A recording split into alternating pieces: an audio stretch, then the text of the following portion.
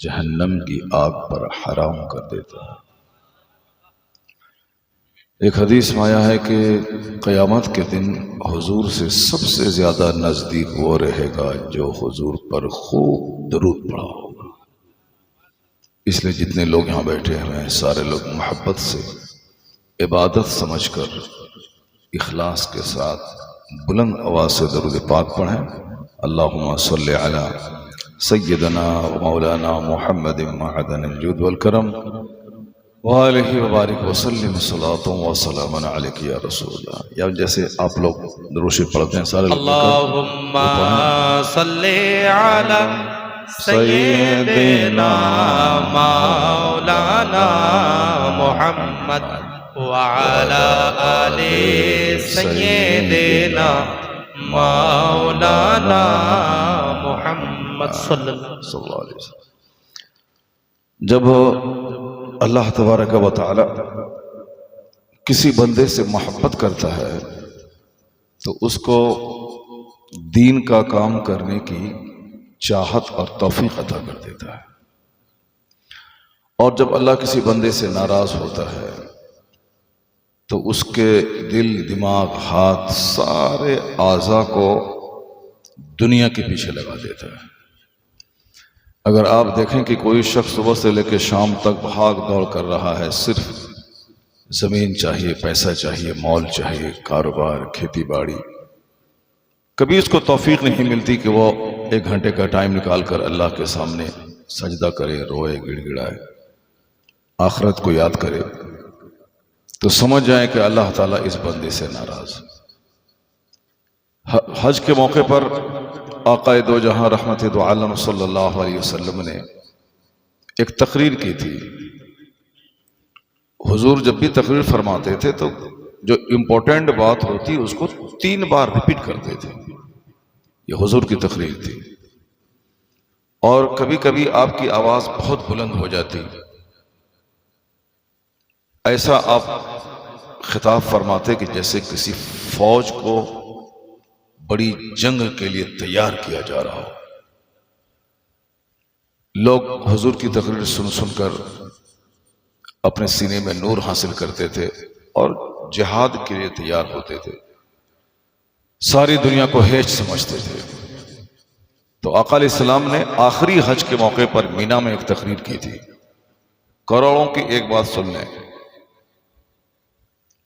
आज खूब लोग दुनिया सजाने की कोशिश करते हैं, लेकिन उसके बावजूद रिजल्ट क्या आता है? सिवाय बीमारी, रुसवाई, जिल्लत और बेबसी की मौत, इसके अलावा कुछ हाथ नहीं आता।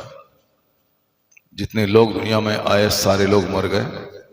जो लोग आज हैं वो भी 2, 4, 10, 20, 50 साल के बाद सब मर जाएंगे, दुनिया खाली हो जाएगी। इसलिए दुनिया के बारे में ज्यादा नहीं सोचना है। अक्लमंद है वो जो आखिरत के बारे में सोचता हो। तो हुजूर ने उस तकरीर में यह कहा था कि जो अपने पीछे दीन का गम लगा लेता है कि मुझको मरना है, अल्लाह के सामने मुंह दिखाना है, और इस दुनिया में अपने से दूसरों को फायदा पहुंचाना है ताकि मेरी बात सुनकर 2, 4, 10 लोग जहन्नम से निकल के जन्नत आ जाएं। मस्जिद, मदरसा, खानका, माँ बाप अपनी एक्टिविटीज, नमाज, रोजे पे हमेशा नजर रखता हो। जो दीन का गम लगा लेता हो, कहते हैं कि उसको पूरी दुनिया का टेंशन है, इसको ये बंदा हमेशा सिर्फ बिजनेस के बारे में सोचता रहता है। तो हुजूर क्या फरमाते हैं? जो अपने पीछे दीन का गम लगा लेता है, अल्लाह उसकी दुनिया का कफील और जिम्मेदार हो जाता है। यार जोर से बोलिए सुभान अल्लाह। हाँ, बस आज 3 घंटे नहीं बोलूंगा, सिर्फ 1 घंटा बोलूंगा, और एक एक जुमले को गौर से सुनिए आप। तकरीरें दुनिया में बहुत हो चुकी, अब जरूरत है कि बंदा जो बात हो चुकी है उस पर अमल शुरू कर दे। 2-4 महीने के बाद नहीं बल्कि अभी से अमल शुरू कर दे। जुमा से नमाज शुरू करूंगा, जुमा से पहले ही जनाजा निकल जाता है। सोचते तो लोग बहुत हैं बुढ़ापे में तौबा करेंगे, लेकिन बुढ़ापा आएगा तब ना। बुढ़ापे से पहले ही करोड़ों लोग दुनिया छोड़ के चले जा रहे हैं। रोजाना कमोबेश 15 लाख लोग पैदा होते हैं, उतने या उससे ज्यादा लोग रोजाना मरते हैं। दुनिया की आबादी 800 करोड़ की है इस वक्त। जितने लोग पैदा हुए हैं सब मरने के लिए ही पैदा हुए हैं। जितना मकान बन रहा है सारा मकान गिरने के लिए ही पैदा हुआ, मगर लोग उसी के पीछे पागल हैं। तो हुजूर जो सारी दुनिया के मालिक व मुख्तार है, रहमत दो आलम अलैहिस्सलाम है, वो क्या कहते हैं कि जो अपने पीछे दीन का गम लगा लेता है अल्लाह उसकी दुनिया का जिम्मेदार हो जाता है। अल्लाह उसकी दुनिया को आसान बना देता है। वो बगैर किसी टेंशन के बहुत अच्छी रोजी हासिल करता है। ये अल्लाह के काम में लगा रहता है, अल्लाह ताला उसके काम को आसान कर देता है। साफ बात। ये बात किसने कही, तकरीर किसने की? हुजूर ने तकरीर की। कहां की? मालदा बंगाल में नहीं, पटना बिहार में नहीं, बंबई महाराष्ट्र में नहीं, बल्कि मीना की सरजमीन में आखिरी हज के मौके पर आपने तकरीर की थी। वो मीना जो दो पहाड़ के बीच में एक नाले की तरह एक जगह, जिसमें 40 लाख हुज्जाज किराम समा जाते हैं।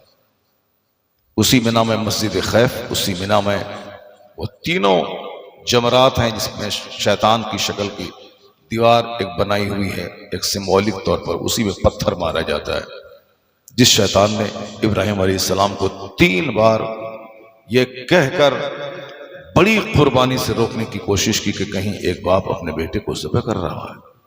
इब्राहिम अलैहिस्सलाम ने तीनों जगह कंकड़ी मारा था। उसके बाद फिर पहाड़ के ऊपर चढ़ गए। वो जगह आज तक है, अगर आप कभी जाएंगे देखेंगे, जहां जनाब इब्राहिम अलैहिस्सलाम ने अपने बेटे को लेटा के गर्दन पे छुरी चला दी थी। वही मीना है, कुर्बान गाह। मीना को कहते हैं कुर्बान गाह, कुर्बानी की जगह। अरफात से लौटने के बाद मुज़दलिफा, मुज़दलिफा के बाद मीना, मीना में कंकड़ी मारना, कुर्बानी करना, सर के बाल मुंडना, फिर वहां से मक्का जाके तवाफ करके फिर वापस मीना में आके ठहरना। तो मीना में चूंकि सबसे ज्यादा मीना में ही ठहरा जाता है हज के मौके पर, इसीलिए उस जगह की बड़ी अहमियत है। चूंकि हज वहीं से स्टार्ट होता है और फिर वहीं पे लास्ट भी होता है। तो वो मीना है जिसमें 3 दिन या 4 दिन ठहरना पड़ता है। 8 जिलहिज्जा को लोग जाते हैं मीना, रात वहां ठहरते हैं। 9 तारीख को वहां से निकलते हैं अरफात, फिर अरफात से लौट के 9 को ही मुज़दलिफा आते हैं। फिर 10 तारीख को लोग मीना आते हैं। मीना में सबसे पहले शैतान को कंकड़ी मारते हैं, उसके बाद कुर्बानी करते हैं, फिर अपने सर के बाल मूंडते हैं। फिर मीना से मक्का जाते हैं, वहां तवाफ करके फर्ज तवाफ करने के बाद वापस फिर रात मीना में गुजारते हैं। दूसरे दिन फिर मीना ही में रहना है, तीसरे दिन फिर मीना में रहना है। उस मीना का जर्रा जर्रा गवाह है कि हुजूर सल्लल्लाहु अलैहि वसल्लम ने कैसे क़याम किया था, कहां आपने 63 ऊंट आपने कुर्बानी की थी और किस जगह हुजूर ने तकरीर की थी। वो सारी जगह अभी सेफ है, लोग अपनी आंखों से देख सकते हैं।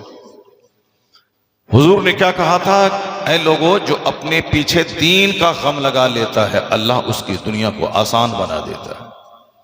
आज सारे लोग दुनिया के पीछे पागल हैं। अच्छे पढ़े लिखे लोगों से लेकर कम पढ़े लिखे लोगों तक सब पागल हैं। जैसे सिग्नल पे गाड़ी रुकती है, सारे लोग, सारी गाड़ियां रुकी हुई हैं। जैसे ही रेड सिग्नल ग्रीन में तब्दील हुआ, ऐसे भागने की कोशिश करते हैं जैसे कि साहब दूसरे को खा जाएगा। कोई जनाजे की नमाज छूट रही है, उसको कब्र में किसी को डाला जा रहा है, दोबारा उसको देखने का मौका नहीं मिलेगा। इस तरह से सब कुछ छोड़ छाड़ के भागते हैं। जैसे ये दुनिया की भागदौड़ में ये आदमी हमेशा परेशान रहता है। नतीजे में 5 करोड़ कमा भी लेता है तो भी भिखारी रहता है, क्योंकि सुकून देने वाला तो अल्लाह है, चैन देने वाला अल्लाह है। मगर लोग चाहते हैं कि मकान और माल और मॉल में सुकून मिल जाए, तो मॉल बनाने के बाद फिर मायूसी आ जाती है। फॉर्च्यूनर खरीदने के बाद फिर बंदा अंदर से टूट जाता है। दूसरे का 5 करोड़ की गाड़ी देखता है तो ये अपने आप को गरीब समझने लगता है। फिर इसको लगता है कि मुझको भी 10 करोड़ की गाड़ी खरीदनी चाहिए। मर जाओ इसी में। और मर रहे हैं लोग, कोई पाखाना रूम में मर रहा है, कोई बाथरूम में मर रहा है, कोई एक्सीडेंट करके मर रहा है, और कोई साहब प्लेन क्रैश में मर रहा है। मर रहा है, सारे लोग मर रहे हैं। पैदा होने वाले मरने के लिए ही आए हैं। लेकिन बहुत से खुशनसीब ऐसे हैं जो इस मरने वालों की दुनिया में जिनका चेहरा गुलाब की तरह हरा भरा रहता है, जो मिट्टी के घर में रहते हैं, मुस्कुराते रहते हैं, जिसके पास आमदनी के जराए कम है मगर उसके बावजूद वो खिलते रहते हैं। तो अल्लाह ने सुकून मॉल में नहीं रखा है, अल्लाह ने सुकून उस घर में रखा है जिस घर में सजदा हो, तिलावत हो, इबादत हो, जिक्र इलाही होता है। किराए के घर से भी लाश निकलती है और खुद के बनाए हुए 10 करोड़ रुपए के घर से भी लाश निकलती है, लेकिन दोनों जाति कहां है? वही कब्रिस्तान, 2 गज जमीन के अंदर। तो अपने घर से डेड बॉडी निकले या किराए के घर से डेड बॉडी निकले, बात तो बराबर है, दोनों का अंजाम वही कब्रिस्तान है। 2 गज जमीन, 2 गज जमीन। और यहां साहब कुशादा मकान, wall putty, granite, tiles, marble, false ceiling, electrical work, plumbing work, wooden work, यानी जितना लोगों ने निकाल दिया है, पैसा के खर्च होने का, बर्बाद होने का सिस्टम लोगों ने निकाल दिया है। पहले जमाने में ईंट जुड़ जाती थी, उस पर प्लास्टर सीमेंट का हो जाता था, चूना लपेट दिया गया, घर बिल्कुल व्हाइट एंड व्हाइट नजर आता था, हो गया रहने के लायक। लेकिन आजकल जितने पैसे दीवार और छत में लगते हैं उससे डबल पैसे सिर्फ उसको फिनिश करने में लगते हैं। अलग अलग ढंग से पेंट, पहले जनरल चूना काफी था और आज रॉयल पेंट है, न जाने स्नो पेंट है, क्या क्या पेंट है, सब सिर्फ दुनिया के पीछे पागल है। और उसी कमाई की फिक्र ने लोगों को मस्जिदों से निकाल दिया, खानकाहों से निकाला, जलसों से निकाल दिया। अगर आज यहां कोई फिल्म से नाचने वाला शख्स आ गया होता, पूरा मालदा यहां जमा हो गया, 5 लाख लोग जमा हो गए होते और यहां तिल रखने की जगह नहीं मिलती। लेकिन जलसा उजड़ा हुआ है। क्यों उजड़ा हुआ है? लोगों को माल चाहिए और माल जलसे में मिलेगा नहीं। स्कूल और कॉलेज में नो एडमिशन का बोर्ड लगा हुआ है, 4-4 साल से लोग अपने बच्चों की लाइन लगाए हुए हैं, मेरे बच्चे का एडमिशन इस स्कूल में हो जाए, Saint Xavier, Saint Mary, Saint David, Saint Joseph, Vidya Vihar, Ursuline, मेरे बच्चों का एडमिशन वहां हो जाए। जीडी गोइन का लगे हुए लाइन में लगे, नो एडमिशन, 5000 बच्चे फुल हो गए, अब कोई जगह खाली नहीं। मदरसे में मौली साहब साल भर इंतजार कर रहे हैं कि कोई भी आ जाए एडमिशन करने वाले, साल भर मदरसा खुला रहता है, यहां एडमिशन बंद ही नहीं होता है, बस आ जाओ, जो भी जब भी आ जाओ, मदरसा का दरवाजा खुला हुआ है। मदरसा उजड़ गया, खानकाहें उजड़ गई, जलसा उजड़ गया। तो जो अल्लाह की मस्जिद को उजाड़ देगा वो चाहेगा कि मैं चैन से रहूं, अल्लाह की कसम कभी ऐसा नहीं होगा। चैन देने वाला तो अल्लाह, सुकून देने वाला तो अल्लाह है, लेकिन ये बंदा मस्जिद से हट के सुकून चाहता है। इसीलिए आज लगी है अमेरिका में आग, अरबों में खेलने के बावजूद जहर खा के लोग मर रहे हैं। इसलिए लगी है हिंदुस्तान के महानगरों में आग, बंबई, चेन्नई, बेंगलोर, दिल्ली, इतनी आग लगी है कि रोजाना सड़ी हुई लाशें वहां के फ्लैट से निकलती है। इस कदर लगी है आग के करोड़ों की कार पर चलने के बावजूद लोग नदी में कूद कर जान दे रहे हैं, पंखे से लटक कर जान दे रहे हैं। और ये अल्लाह की तरफ से पनिशमेंट है कि तुमने मेरे घर को उजाड़ कर सुकून हासिल करना चाहा है, ऐसा होने नहीं दूंगा। सारा सुकून अल्लाह ने इबादत में रखा है, मरने के बाद जन्नत में रखा है। दुनिया में नहीं रखा सुकून अल्लाह ने। दुनिया में सुकून उसके पास है जो उसी जन्नत की तैयारी में लगा रहता है। असल सुकून तो जन्नत में है, जहां ना गम है, ना टेंशन है, ना औलाद का, ना माँ बाप का, ना नमाज का, ना रोजे का, ना हज का, ना ज़कात का, कोई टेंशन नहीं। वहां सिर्फ मस्तियां ही मस्तियां हैं जन्नत में। दुनिया में छोटा सा घर बनाने के लिए 1000 टेंशन है, वहां कोई टेंशन नहीं। यहां पसीने की बदबू है, यहां मुंह की बदबू है, यहां दूसरों के का हसद और जलन है। आपके पास है 50 करोड़ का मकान है, ये पड़ोसी आपसे चिढ़ करके आपकी गिबत करता रहता है। अब आप क्या करेंगे? मार काट देंगे, कत्ल कर देंगे उसको, आपको सब्र करना पड़ेगा। इसलिए हर आदमी का गिबत करने वाला मौजूद है, चाहे खरबपति रहे चाहे वो खाकपति रहे, उसके पड़ोस के लोग उसके दुश्मन होते हैं। अब ये बंदा अगर दबंग है, डकैत है, मारता, कितने को मारेगा ये? पड़ोस में 50 लोग हैं, 50 इसके दुश्मन है, इसके खिलाफ गिबत करते हैं चाय की दुकान पे।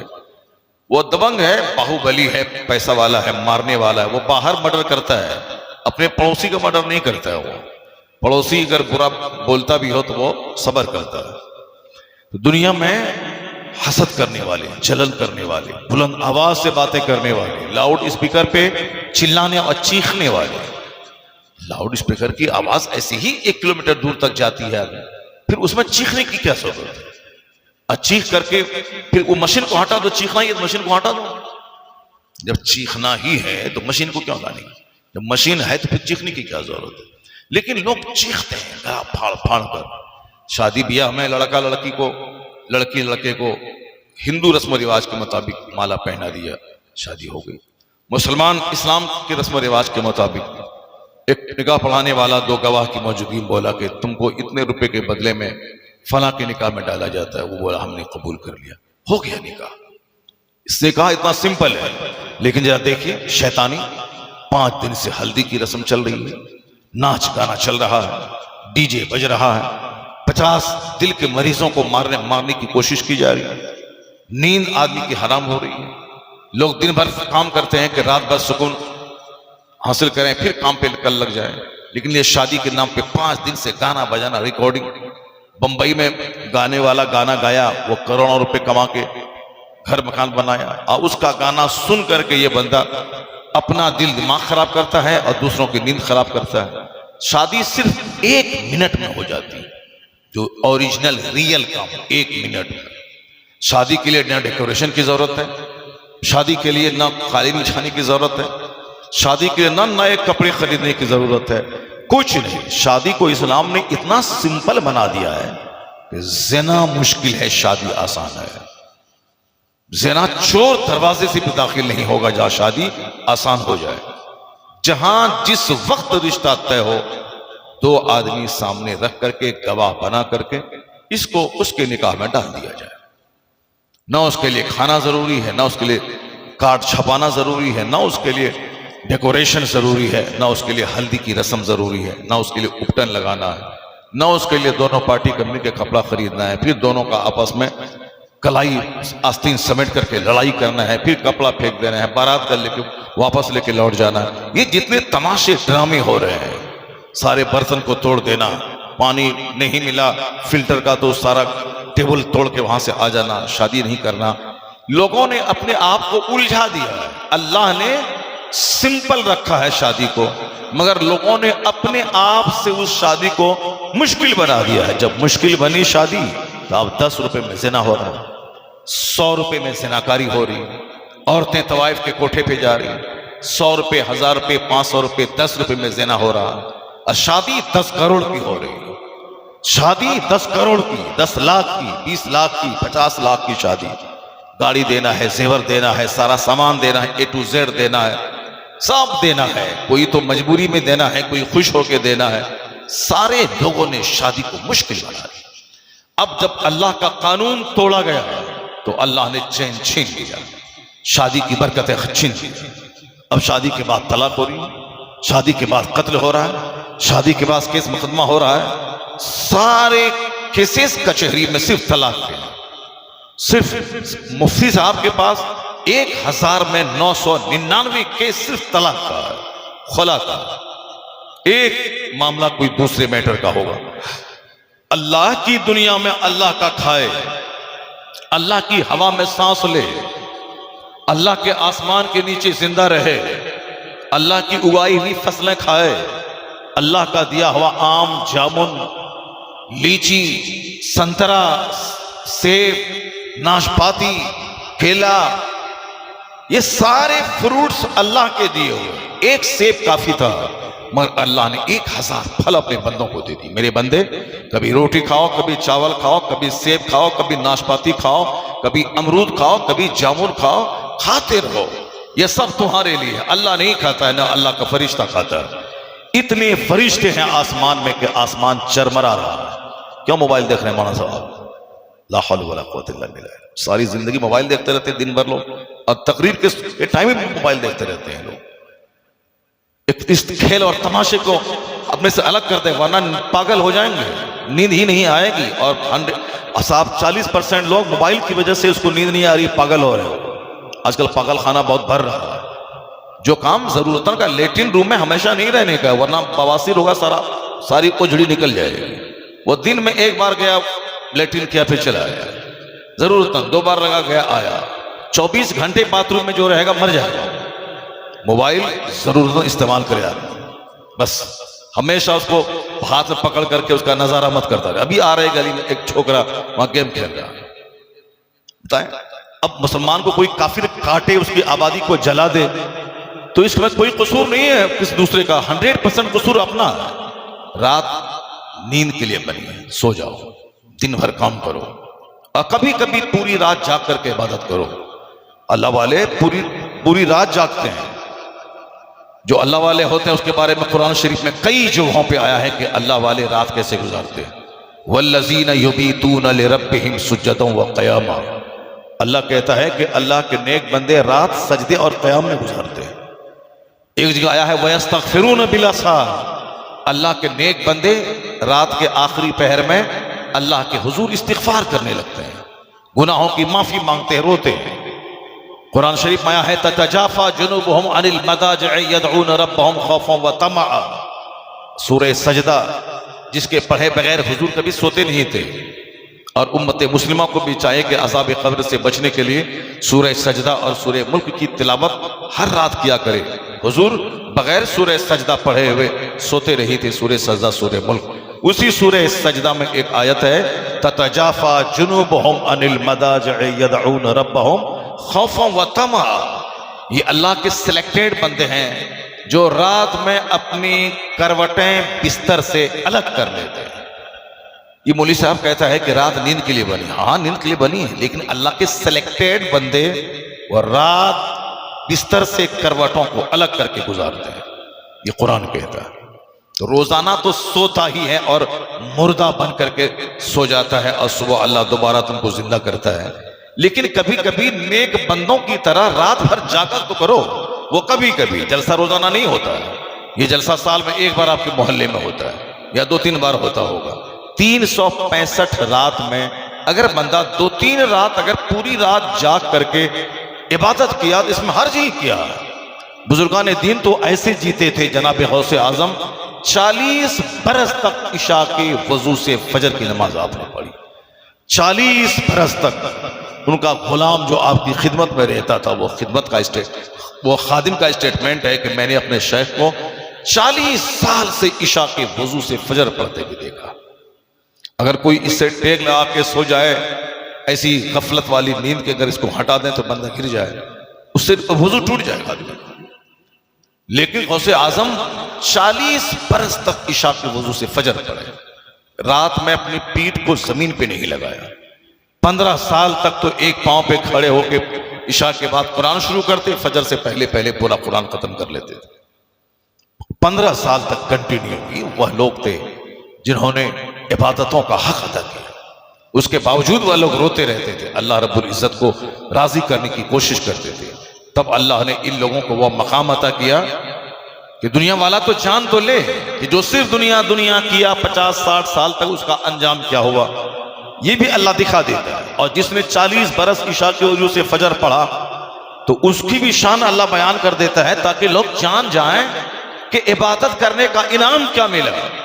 अगर वो इनाम जाहिर नहीं हो तो लोगों को पता कैसे चलेगा कि इस इनाम करने का बदला क्या मिला। और अगर शराबी, पापी, ज़नाकार, बदकार, दुनिया के पीछे पागल रहने वाला, दौलतों को जिंदगी का सबसे बड़ा एम और ऑब्जेक्ट बनाने वाला, अल्लाह ताला उसका भी तो दिखला देगा इसको पनिशमेंट है क्या मिला। तब ना दुनिया वालों को पता चलेगा कि दुनिया के पीछे पागल रहने वाले का अंजाम क्या हुआ, और दीन का गम अपने पीछे लगा लेने वाले का हश्र क्या हुआ।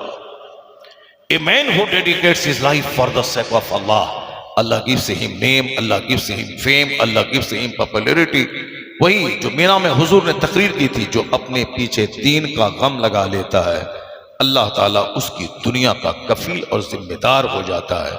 जो अपनी जिंदगी इस्लाम की खिदमत के लिए डेडिकेट कर देता है, अल्लाह उसे शोहरत, इज्जत, दौलत, नेमत, सेहत, तंदुरुस्ती, सच्ची खुशी, जो कुछ भी इस दुनिया में चाहिए अल्लाह सब अता कर देता है। और मरने के बाद जन्नतुल फिरदौस अता कर देता है। सुभान अल्लाह। तो सच्ची खुशी तो सिर्फ जन्नत में है, और जो उस जन्नत की तैयारी इस दुनिया में करे उसके लिए। सरकार गौसे आजम आज 800 बरस हो गए उनके इंतकाल किए हुए, विसाल किए हुए, वो अपनी कब्र में आराम कर रहे हैं। अल्लाह ने इतनी नेमत उनको बख्शी, दीन की खिदमत का इनाम ऐसा दिया, उन्होंने दीन को जिंदा किया। अल्लाह ने उनके नाम को ऐसी जिंदगी दे दी कि सारी दुनिया मोहिउद्दीन, दीन का जिंदा करने वाला कहती है। 800 साल के बाद उनका लंगर, उनके मज़ार की हाजिरी, उनके नाम की कॉन्फ्रेंस हैं, उनके नाम का लोग विर्द करते हैं, या गौसे आजम अल मदद, या शेख अब्दुल कादिर जिलानी शैन लिल्लाह, लोग ये विर्द करते हैं, और इस नाम के जिक्र से मुसीबतें टलती हैं। और आज सारी दुनिया में करोड़ों लोग अपने नाम के साथ लफ्ज़ कादरी लिखते हैं। मैं अब्दुल कादिर जिलानी का गुलाम हूं, उनका मुरीद हूं, मैं अब्दुल कादिर से कादरी हूं, मैं कादिर से कादरी हूं मैं। ये अल्लाह ने इनाम दिया किसी को गौसे आजम को, जो 25 साल तक इल्म हासिल किए, 25 साल तक जंगल में दरख्तों का पत्ता खा के इबादत की, 40 बरस तक इशा की वजू से फजर की नमाज पढ़ी, फिर मस्जिदों में, मदरसों में, खानकाहों में ऐसा दीन को जिंदा किया कि 70-70 हजार लोग आपकी तकरीर सुनने के लिए हफ्ते में 2 बार आपकी मजलिस में जमा होते थे। 400 मौलाना दवात और कलम लेकर आपकी तकरीर लिखते थे।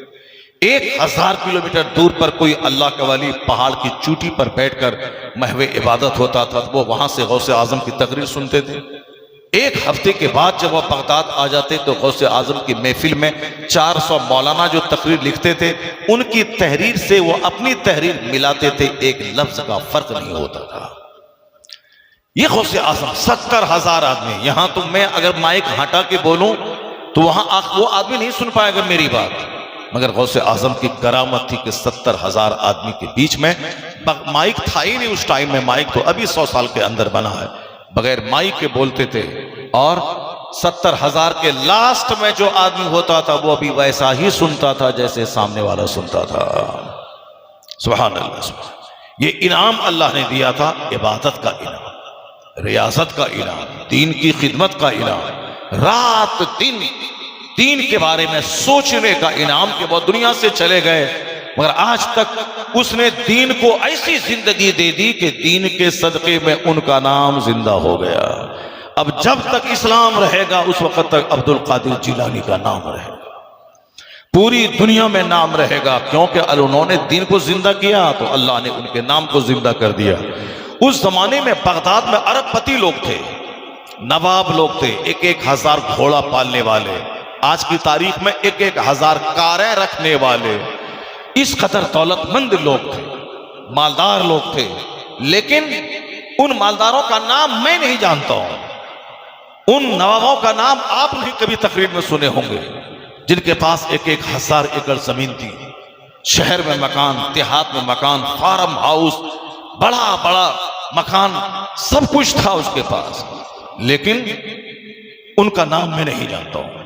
उनका नाम न तारीख के पन्नों में मौजूद है। इतना ही है कि एक नवाब था, एक जमींदार था, बड़े बड़े बादशाह गुजरे, बस इतना ही है, किताब के पन्नों में उसका नाम है।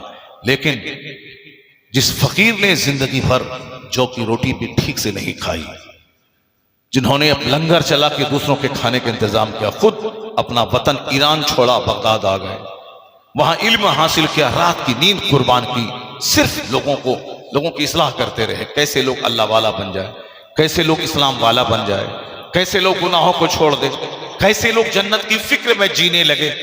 बादशाहों के घर में तहज्जुद की नमाज डाल दी, चपरासी से लेके बादशाह तक सबको इशराक और चाश्त का आदी बना दिया। जो लोग जुल्म करने वाले, तलवार चला के कत्ल करने वाले थे, वह एक चूटी पर पांव रखने से डरने वाले अंदर से बन गए। जो बेपरवाह था उसको सेंसिटिव, हसास किसने बना दिया? जो 5 वक्त की नमाज नहीं पढ़ता था उसको तहज्जुद और इशराक और चाश्त पढ़वा दिया। जिस बादशाहों के घर में शराब के जाम खनकते थे, जहां नाचने वाली तवाइफें साहब पायल पहन के नाचा करती थी, उन घरों में तिलावत, इबादत का माहौल गौसे आजम ने पैदा कर दिया। तमाम शराब के जाम तोड़ दिए गए। रईसों, मालदारों के घर में कुरान की तिलावत दाखिल हो गई। यानी इस कदर दीन जिंदा हुआ कि अमीर से लेके गरीब सब घरों में तिलावत इबादत का माहौल पैदा हो गया। दीन को जिंदगी दे दी गौसे आज़म ने। अल्लाह ने इनाम यही दिया कि जब तक दीन रहेगा अब्दुल कादिर तेरे नाम का डंका बजता रहेगा, और ये तो बजता रहेगा, उनकी करामतों का डंका बजता रहेगा। आज तो मेरी बीवी मेरी बात नहीं मानती, आज तो हमारे बच्चे मेरे बात नहीं मानते, चूंकि हम अपनी बीवी से प्यार करने में इतने कमजोर हैं कि वह नमाज नहीं पढ़ती तो हम उसको ये नहीं कहते कि नमाज नहीं पढ़ोगी तो मैं तुझको तलाक दे दूंगा, तुम नमाज नहीं पढ़ोगी तो मैं तुझको अपने घर से निकाल दूंगा, तुम नमाज नहीं पढ़ोगी तो मैं तुझसे 12 महीने तक बात नहीं करूंगा, तुम नमाज नहीं पढ़ोगी तो मैं तेरा चेहरा नहीं तकूंगा, नहीं देखूंगा। तो इतना बड़ा हार्ड कदम वो उठाएगा जिसका जो मजबूत हो अंदर से, और जो अंदर से कमजोर हो कि जो औरत के बगैर एक दिन भी नहीं रह सकता हो, वो क्या करेगा? वो तो यही बोलेगा तुमको जो करना है करो, मगर हमको तुम चाहिए, तेरे बगैर मैं जिंदा नहीं रह पाऊंगा। फिर तो वह नाक में नकील डाल के नचाएगी कि जब तुम मेरे बगैर एक दिन भी नहीं रह सकता है, वो लाओ वॉशिंग मशीन लाओ, लाओ एसी लगाओ, लाओ कूलर लगाओ, जमीन बेच के लगाओ, मजदूरी करके लगाओ, आम बेच के लगाओ, रात रात भर नौकरी करके लगाओ, जैसे भी हो लाओ, ये सब लाओ। मेरी माँ बीमार है, चलो देखने जाते हैं, मेरे भाई की बेटी की शादी है, चलो इतना सामान लेके जाते हैं। ये अपनी बहन के यहाँ नहीं जाता है, अपनी बहन को देखने बकरीद के बाद नहीं जाता है, ये अपने रिश्तेदार के, अपने बाप के पास मिलने का टाइम नहीं है, मगर वो इसके नाक में नकील डालकर नचाती है। इनकी अपनी भांजी की शादी ये नहीं जाता है, और उसकी बहन की बेटी, उसके भाई की बेटी, उसके भाई के भाई की बेटी की शादी है, ये नाचता रहता है। क्यों? इसका नफ्स कमजोर है, इसका ये औरत के बगैर जिंदा नहीं रह सकता, इसीलिए औरत को नचाता है, 10 बात कहती भी है, और जहां देखा कोई नहीं है 2-4 थापड़ मारती भी है उसको। बेशुमार लोग समाज में है जो अपनी बीवी का तमाचा खाते हैं। समाज मस्जिद में आने के बाद लड़ते हैं, भाई मतवली साहब मस्जिद का ये फैन क्यों नहीं चल रहा है? जो अपनी बीवी का चप्पल खाती है वह मस्जिद में सरदारी करता है, जो अपनी बीवी का मार खाती है वह समाज के बीच में बैठ करके सरदारी करता है। बताएं ये कोई आदमी है क्या जो बीवी का मार खाए, जो बीवी की डांट सुने, जो बीवी के नचाने पर नाचता रहे? ये वही जब नफ्स कमजोर होगा तब ऐसा करेगा बंदा। नफ्स मजबूत रहे कि 25 साल की जवानी उन्होंने गुजार दी और किसी लड़की की तरफ आंख उठा के नहीं देखा। 25 साल की जवानी गुजार दी मगर कभी किसी मोबाइल में गंदी तस्वीर किसी औरत की नहीं देखा। ये आदमी चाहेगा तो 5 साल अपनी बीवी से ना मिलने की कसम भी खा सकता है, उसका चेहरा नहीं देखेंगे, एक घर में रहेंगे मगर सोहबत नहीं करेंगे। ये वो जिसको अपने नफ्स पे कंट्रोल होगा, और जो नफ्स का गुलाम बन गया होगा, चाहे औरत हो चाहे मर्द हो, जो शादी से पहले 10 मर्दों की गोद में झूल चुकी हो, जो शादी से पहले 10 औरतों की गोद में झूल चुका होगा, जो शादी से पहले न जाने तवाइफ के कोठे पे इखलामबाजी, मुश्त जनी, हैंड प्रैक्टिस, न जाने क्या क्या कर लिया होगा, वो शादी के बाद जो चाहेगा मैं उसूल का आदमी बन जाऊं, नहीं बन पाएगा। उसूल का आदमी वो बनता है जो जिसकी हड्डी अलग होती है, जिसकी सोच अलग होती है, जिसके जीने का अंदाज अलग होता है। जैसे बुजुर्गान दीन की जिंदगी जब पढ़ता हूं तो दंग रह जाता हूं। वही बगदाद का इलाका है, इराक में। एक मालदार शख्स, शहर में उसका अपना रहने का घर था, और देहात में फार्म हाउस यानी खजूर और अनार और अंगूर के बागात थे। आज भी बहुत सारे लोग, मालदा में घर है उसका, और उसके आम के बाग देहातों में है। वो आता है वह अपने आम के बाग को कभी कभी साल में 2 बार 4 बार देखने के लिए वो आता है। उसके नौकर गुलाम रहते हैं जो उसके लिए आम के पेड़ की हिफाजत करते हैं, हल की जुताई करना, स्प्रे करना, उसकी निगरानी करना, वो उसको तनख्वाह देते हैं। वो कभी साल में 1 बार 2 बार आए, अपना फल देखा चले गए, या किसी दूसरे के हाथ पे बेच दिया बागीचा, इतने लाख रुपए में दे दिया, अपना पैसा लिया चल दिया। कभी कभी बाग देखने आता है। ये पहले भी ऐसा ही था। एक शख्स रईस था अपने इलाके का, रईस आजम, बड़ा रईस। उनका फार्म हाउस देहात में था, वहां एक शख्स उसकी निगरानी करता था। वो शख्स कभी कभी महीना 2 महीना अपने दोस्तों को लेके आता। जरा देखिए कि उस वक्त के अमीर कैसे थे। आजकल के अमीर वो हैं जो ज़िना न करे वो कोई अमीर है क्या? जो शराब न पिए वो अमीर है क्या? जो चोरी और डकैती न करे वो अमीर है क्या? जो अपने घर में 5 कमरों में 5 LED टीवी लगा के रात भर वहां देख के कॉमेडी करे, नाचे कूदे गाए, वो अमीर है क्या? अमीर का मतलब लग्जरियस लाइफ, अमीर का मतलब जो शराब पिए, अमीर का मतलब जो नाचे गाए कूदे कॉमेडी करे, अमीर का मतलब वो जो शादी ब्याह में खूब फजूल खर्ची करे, 10-10, 20-20 हजार आदमी को खिलाए। ये अमीर लोग, मालदार लोग ऐसे ही करते हैं। और आजकल का गरीब भी देखें, गरीब के पास, जबकि एक बहुत सुनहरा अवसर है गरीबों के पास, गरीब पर हज फर्ज नहीं है। क़यामत के दिन मालदारों से पूछा जाएगा कि तुम पर हज फर्ज हुआ था 25 साल पहले, और तुम 25 साल के बाद हज क्यों किया, ये सवाल होगा।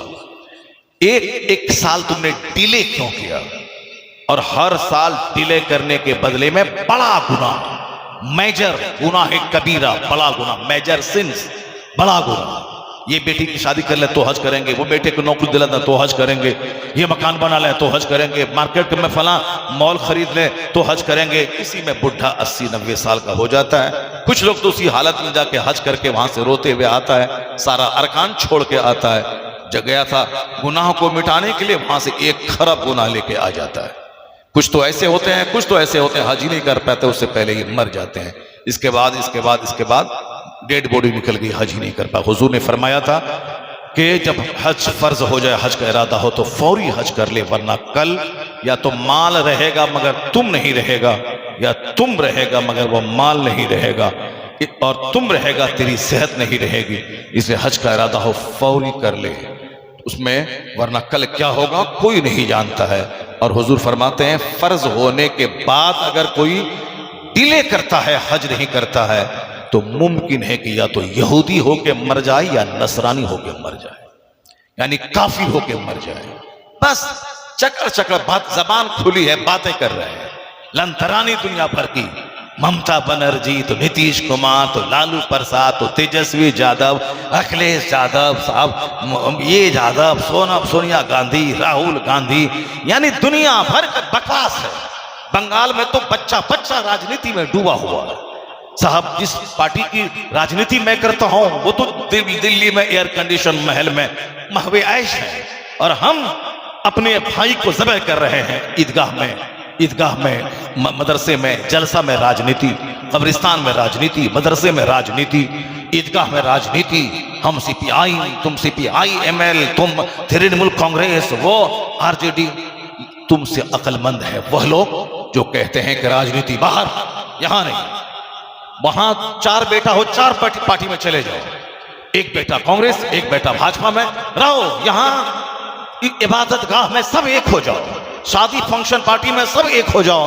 और हम लोग पता नहीं कहां से किस टाइन और कातिल की नजर लग गई कि राजनीति को राजनीति की जगह रखते हैं, मगर वहां से घुसेड़ के मस्जिद में ले आते हैं, जलसे में ले आते हैं, खानकाह में ले आते हैं, पीर के नाम पे ले आते हैं, ईदगाह और मदरसे में ले आते हैं। नहीं बनने देंगे। पता चला कि नाम मजहब का और अंदर में राजनीति, पॉलिटिकल काम, पॉलिटिकल दुश्मनी मोल लेनी है, उस अंदर में राजनीति है। इसका मतलब है कि अल्लाह तबारक व तआला से ज्यादा राजनेताओं को अपने लिए साहब हाकिम मानता है।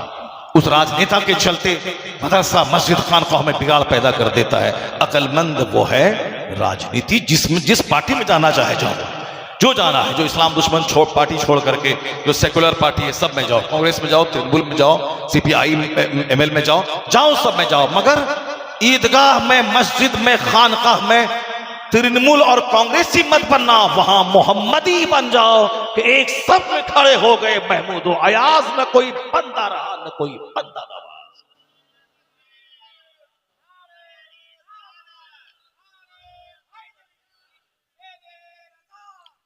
मस्जिद में शेख, पठान, जोलाहा, अंसारी, नदाफ, बंगाली, बिहारी, सब मोहम्मदी बन जाओ।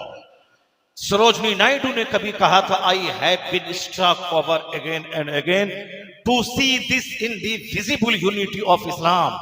When the azan is sounded, the worshippers are gathered, the peasant and the king stand side by side together. The best embodiment of democracy can be seen 5 times a day in the mosque. क्या जबरदस्त बात वह हिंदू औरत कह उठी। ये लुच्चा लफंगा, इस्लाम के खिलाफ बोलने वाला, मुसलमानों को गाली देने वाला, ये एंकर नाच नाच करके इस्लाम के खिलाफ बोलने वाला, नाच नाच के मर जाओ। और बहुत सारे लोग मर रहे हैं इस्लाम के खिलाफ बोल बोल के, लोग मर रहे हैं। कितने हजार लोग कोरोना में मर गए। नाचो, कूदो, गाओ, मर जाओ, तुम मर जाएगा मगर इस्लाम नहीं मरेगा।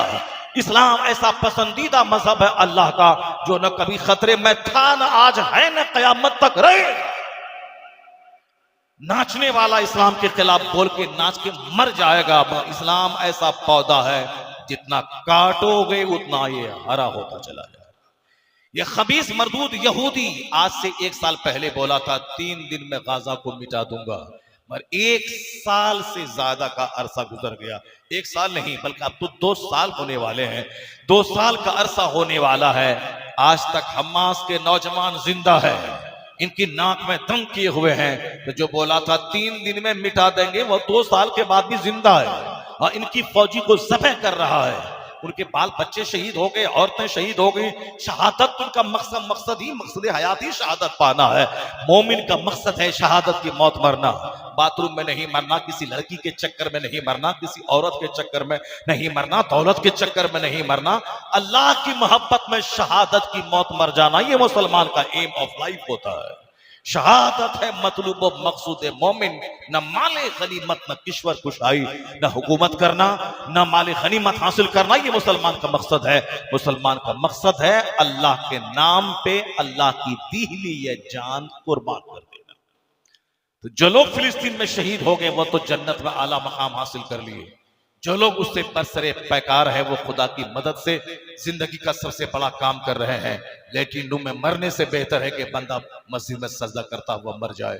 फैक्ट्री में मरने से बेहतर है कि अल्लाह के नाम पे कोई काफिर गर्दन काट दे, ताकि बख्शिश का एक जरिया हो जाए कि या अल्लाह मैं मुसलमान था, तेरा कलमा पढ़ता था, इसी जुर्म में इस काफिर ने मुझको ज़बह कर दिया। तो जन्नत का मालिक अल्लाह अगर ये देखेगा और फिर अल्लाह तबारक व तआला जन्नत में आला मकाम देगा, तू मेरे लिए दर्द सहा है, अब यहां जन्नत का सारा आराम तेरे लिए है। तू पाकीज़ा शराब पी, 70 हूरों से तेरा निकाह कर देता हूं। जो ऐस दुनिया का कोई बंदा कभी ना किया हो वो सारा ऐस जन्नतुल फिरदौस में तू कर ले। अल्लाह तबारक व तआला जिससे मोहब्बत करता है उसको शहादत की मौत देता है। वरना बेशुमार लोग तो हॉस्पिटल में एड़ी रगड़ रगड़ के ऑक्सीजन लगा लगा के यहां तड़प तड़प के मरते हैं। वो शहादत की मौत किसके मुकद्दर में है? अल्लाह के नाम पे कौन मरेगा? वो तो हुसैन थे जो अल्लाह के नाम पे सारा कुंबा कटा दिया। ये सबके मुकद्दर में थोड़ी होता है। मुकद्दर में तो है 24 घंटे गुटखा खाना, जाओ गुटखा खाओ और पाखाने की बदबू मुंह से निकालो और मर जाओ। मुकद्दर में है दिन रात हाय हाय करना, फैक्ट्री दुकान मकान खेती बाड़ी करना, अल्लाह का नाम एक बार नहीं लेना, उसी हालत में मर जाना। मर जाओ, अल्लाह को कोई परवाह नहीं। वही तो हुजूर ने कहा था जो अपने पीछे दीन का गम लगा लेता अल्लाह उसकी दुनिया का कफील और जिम्मेदार हो जाता है। और आगे हुजूर ने कहा जो अपने पीछे सिर्फ दुनिया का गम लगा लेता है अल्लाह उसकी निगाहों के सामने फकीरी के दरवाजे खोल देता है। वो अरबों कमाता जाता है, प्यास उसकी बढ़ती चली जाती है। प्यास तो वो है जो 1 गिलास पानी पीने से बुझ जाए। ये 1 गिलास पानी जो मेरी प्यास बुझा दे, या उस 5 बाल्टी बर्फ वाले पानी से बेहतर है जो 5 बाल्टी पीने के बाद ही प्यास नहीं बुझे, वो अजाब है। और 1 गिलास पानी जो प्यास बुझा दे ये नेमत है। 5 बाल्टी पानी पिया, प्यास ही नहीं बुझी, वो अल्लाह की तरफ से पनिशमेंट है कि पेट उसका फट जाए, प्यास ही नहीं बुझे। ये अल्लाह की तरफ से इनाम है। जो 5000 कमाता है मस्त रहता है, कोई टेंशन नहीं है। 5,000 रुपए कमाता है मस्त रहता है, चेहरा हरा भरा, कपड़े में है ऊद और मुश्क और अंबर, और आराम से सोता है 8 घंटे की नींद। फजर के लिए उठा, मस्जिद गया, नमाज पढ़ाई, फिर वहां से घर निकला।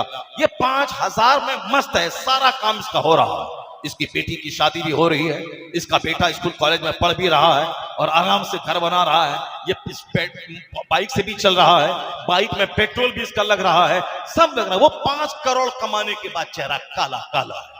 5 करोड़ है, 10 करोड़ का प्लांट बैठा दिया। अब वो 10 आदमी से कर्जा नहीं लेगा तो क्या लेगा? बैंक का कर्जा, आदमी के हाथ का कर्जा, अब यहां से लेके उसको देना, उसको लेके उसको देना। इसी हालत में जब देखा कि चारों तरफ से कर्ज में फंस गए, अब कोई रास्ता नहीं है, जहर खा के मर गए। जो अपने पीछे दुनिया का गम लगा लेता है हुजूर कहते हैं अल्लाह उसकी निगाहों के सामने गरीबी के दरवाजे खोल देता है, वह कमाता जाता है, उसकी प्यास बढ़ती चली जाती है, सब्र उसको नहीं होता, फिर किसी वादी में मर जाए, अल्लाह को उसकी कोई परवाह नहीं होती है, अल्लाह को उसकी कोई परवाह नहीं है। और आज यही हाल सबका हो रहा है। जरा गौर से सुनिए, अमीर कैसे होते हैं, गरीब कैसे होते हैं, यही दो तो दुनिया में है, इसके अलावा और क्या चीज है दुनिया में? अमीर है, गरीब है, और क्या चीज है? गरीब है, एक तरफ खाने पीने की तंगी है और एक तरफ पैसों की फरावानी है, एक तरफ गर्मी, एक तरफ सर्दी, एक तरफ रात, एक तरफ दिन, एक तरफ तंदुरुस्ती, एक तरफ बीमारी। और दुनिया में रखा क्या है? माल बढ़ता है तो हांडी चिकनी होती है, माल बढ़ता है तो कपड़ा चिकना होता है, माल बढ़ता होता है तो औरत की चाहत बढ़ जाती है, माल बढ़ता है तो अच्छा घर, अच्छी सवारी की चाहत बढ़ जाती है, माल बढ़ता है तो खुशबू लगाने, अच्छा कपड़ा पहनने का शौक बढ़ जाता है, अच्छी सवारी पे चलने का शौक बढ़ जाता है। इसके अलावा और दुनिया में कुछ है तो बताइए। एक आदमी के पास 1 अरब रुपए हो गए, क्या करेगा? अब पहले खाता था सूखी रोटी, अब वो डेली बिरयानी खाएगा। पहले पीता था नॉर्मल पानी, अब वो फिल्टर वाला पानी 80-80 रुपए लीटर वाला पानी बंबई से पिएगा। और ज्यादा पैसा हो जाएगा तो कश्मीर से वहां का पानी मंगवा के पिएगा। और पैसा नहीं है तो 10 रुपए में नाई से बाल बनवा लिया। पैसा ज्यादा हो गया तो एयर कंडीशनड सैलून में बैठ करके 100 रुपए दे के बाल बनवाया। उससे भी ज्यादा पैसा जब बढ़ गया तो दिल्ली से वहां नाई को बुलवा करके 10,000 रुपए दे करके बाल बनवाया। इसके अलावा और क्या होता है? पैसा कम था तो आल्टो खरीद लिया, पैसा ज्यादा बढ़ गया तो एर्टिगा खरीद लिया, और पैसा बढ़ गया तो क्रेटा ले लिया, और पैसा बढ़ गया तो इनोवा क्रिस्टा ले लिया, और पैसा बढ़ गया तो 55 लाख की फॉर्च्यूनर ले लिया, और पैसा बढ़ गया तो BMW ले लिया, और पैसा बढ़ गया तो 10 करोड़ की जागवार कंपनी की कार ले लिया। यही तो है, इसके अलावा और दुनिया में रखा क्या है? मौला अली क्या कहते हैं? मौला अली फरमाते हैं कि ए बंदे, माल जब बढ़ेगा तो क्या करेगा? अच्छा खाएगा? कहते हैं कि अच्छा खाना शहद से बढ़कर कोई नहीं है दुनिया में। ये बात 1300 साल पहले की है और आज 1300 साल के बाद भी ये बात बिल्कुल मुसल्लम है। शहद से बेहतर कोई ग़िज़ा नहीं है। शहद में दवा है, शहद में शिफा है। ये शहद पहले मुसलमान खाते थे, जब मुसलमान आज बर्गर और चाउमीन खाने लगे तब ये शहद ले लिया गैर मुस्लिमों ने। मधु, उसके साहब रामदेव जी ने कहा कि ये मधु जीवन दान देता है, इसमें क्या चीज नहीं है, कैल्शियम, प्रोटीन, विटामिन, क्या नहीं है इसमें, और जो नुकसान पहुंचाने वाले इंग्रेडिएंट्स हैं वो इसमें नहीं है। इसमें सिर्फ फायदा ही फायदा है। किसी का खून ऊंचा हो रहा हो तो रोजाना 1 गिलास गर्म पानी में 2 शहद डाल के पिए, नॉर्मल हो जाएगा। किसी का कोलेस्ट्रॉल बढ़ा हुआ हो, 1 गिलास गर्म पानी में शहद डाल के पिए, खत्म हो जाएगा। किसी का शुगर बढ़ा हुआ हो, शहद में खुद शुगर है लेकिन इस शुगर में शुगर उसका लेवल बढ़ेगा नहीं बल्कि शुगर लेवल उसका नॉर्मल हो जाएगा। और हदीस में आया है, हुजूर ने फरमाया है, जो जिस महीने में 3 दिन शहद को चाटा करे उस महीने में खतरनाक बीमारी अल्लाह उसको नहीं देगा। सुभान अल्लाह, सुभान अल्लाह। जरा जोर से बोलो सुभान अल्लाह। हाथ उठा के बोलो ला इलाहा इल्लल्लाह मुहम्मदुर रसूलुल्लाह सल्लल्लाहु अलैहि वसल्लम। बात समझ में आ रही? मेरी बात सुन रहे हो आप लोग? मैं बांग्ला नहीं बोल रहा हूं, मैं उर्दू बोल रहा हूं। उर्दू हार्ड नहीं बल्कि सिंपल उर्दू बोल रहा हूं ताकि हमारे सारे भाई, सारे बच्चे, सारे लोग सुन लिया करें। सिंपल उर्दू बोलता हूं ताकि दिल लोगों का बदले, आदमी की सोच बदले। और ऐसा होता है, हजारों फोन आते हैं कि हुजूर आपकी तकरीर सुनने के बाद जो दुनिया की चाहत थी कि ये वो फला चिल्ला सब चाहत घट गई।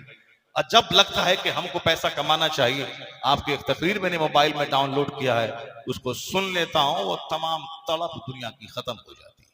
सोचता हूं कि ईमान की दौलत बची रहे और इसी हालत में मर जाऊं। दुनिया तो चाहे सोने के घर में रहे या मिट्टी के घर में रहे, दोनों बराबर है। आज नहीं तो कल छोड़ के जाना है। जहां खरबों साल सदा रहना है, असल आराम वहां का, असल तकलीफ वहां की। पहले लोग घर में आखिरत का चर्चा करते थे तो बरकतों के अंबार रहते थे। आज जब आखिरत का चर्चा घर में नहीं है तो हर घर में टेंशन, लड़ाई, सर खुजलाना, बीवी को मारना, तलाक देना, 4-4 बच्चे की मां को तलाक देना, 10-10 नाती और नतनी वाली औरत को तलाक दे देना। घर में आग लगी है। जाहिर सी बात है 24 घंटे में जो अल्लाह खिलाता पिलाता है उसका नाम नहीं उस घर में है, वहां तो क्या होगा? तलाक तो होगी, लड़ाई तो होगी, दंगा तो होगा, सुकून कहां से मिलेगा? अल्लाह ने तो सारा सुकून अपने जिक्र में रखा है। अला बिज़िक्रिल्लाह तत्मइन्नुल कुलूब। जान ले, बंदा चाहे 1000 नाचे कूदे, सुकून तो अल्लाह अपनी इबादत में रखा है, अपने जिक्र में रखा है। वह तत्मइन्नु कुलूबुहुम, उसके दिल को इत्मीनान नसीब होता है अल्लाह के जिक्र से। जहां घर में कोई सामान नहीं खाली है, अल्लाह का जिक्र है, फिर वहां मस्तियां हैं, वहां मोहब्बतें हैं, वहां एक दूसरे के लिए मोहब्बत का जज्बा है। और जहां माल है, सिर्फ मार धाड़ काट। मौला अली कहते हैं माल बढ़ेगा तो खाओगे, अच्छा खाओगे, ही ना होगा तो अच्छा चाहे जो भी खा लो, शहद से बेहतर कोई खाना नहीं है। और शहद है क्या चीज? एक कीड़े का पाखाना है।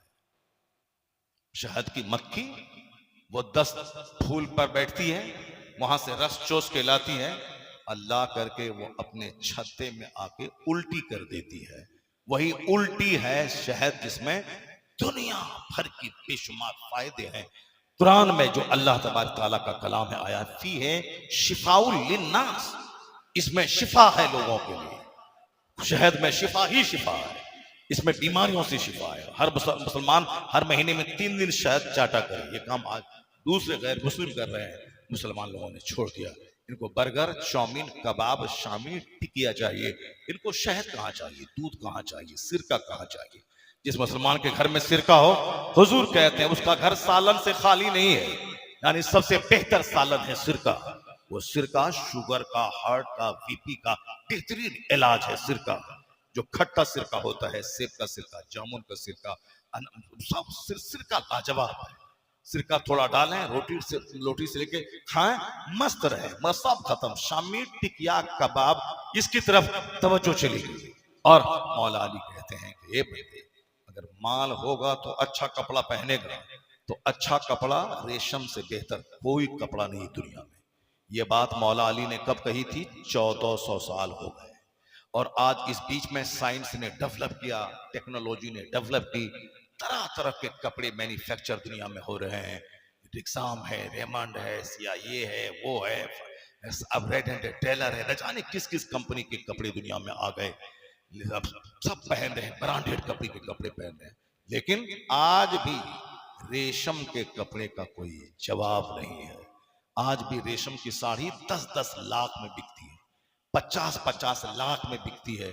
वो सारी साड़ियां अमेरिका और यूरोप चली जाती हैं। वहां जो इंडिया के हिंदू वहां रहते हैं, अक्सर वह लोग 50-50 लाख की साड़ियां शादी के मौके पर अपनी बीवी और अपने रिश्तेदार को पहनाते हैं। ओरिजिनल रेशम का कपड़ा एक्सपोर्ट हो जाता है। बनारस के लोग वही साड़ी का कारोबार करते हैं, सब माला माल है। न लंदन, न दिल्ली, न अमेरिका, न पंजाब, कहीं नहीं जाना। अपने ही घर में 2 मशीन लगा देना है, साड़ी बुनना है, जाके ठेकेदार, जाके महाजन को देना है। महाजन सबको अलग अलग करके, किसी को बांग्लादेश, जो थोड़ा डैमेज है बांग्लादेश की औरतें भी साड़ी पहनती हैं। जहां प्योर इस्लाम आ गया वहां साड़ी तो लोग पहनते नहीं है औरतें, वहां तो पायजामा और कुर्ता औरतें पहनती हैं, और ओढ़नी दुपट्टा ओढ़ती हैं, पर्दे में रहती हैं। चूंकि हुजूर ने पायजामा पहनने वाली औरतों के लिए दुआ दे दी है कि अल्लाह पायजामा पहनने वाली औरतों को तू बख्श दे।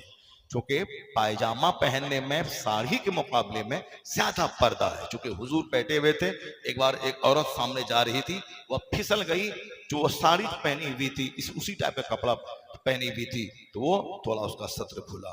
हुजूर ने क्या कहा? ए अल्लाह, पायजामा पहनने वाली खवातीन को तू बख्श दे, पायजामा पहनने वाली खवातीन को तू बख्श दे।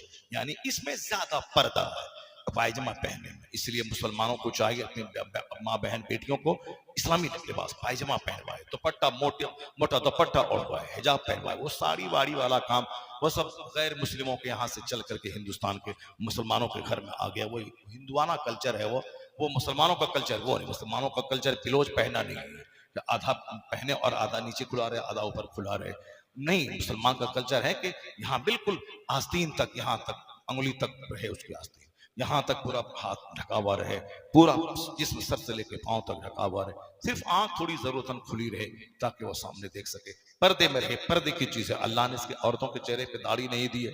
अगर औरतों को दाढ़ी हो जाए तो देखने में बुरी लगती है और औरत की सिफत खत्म हो जाती है।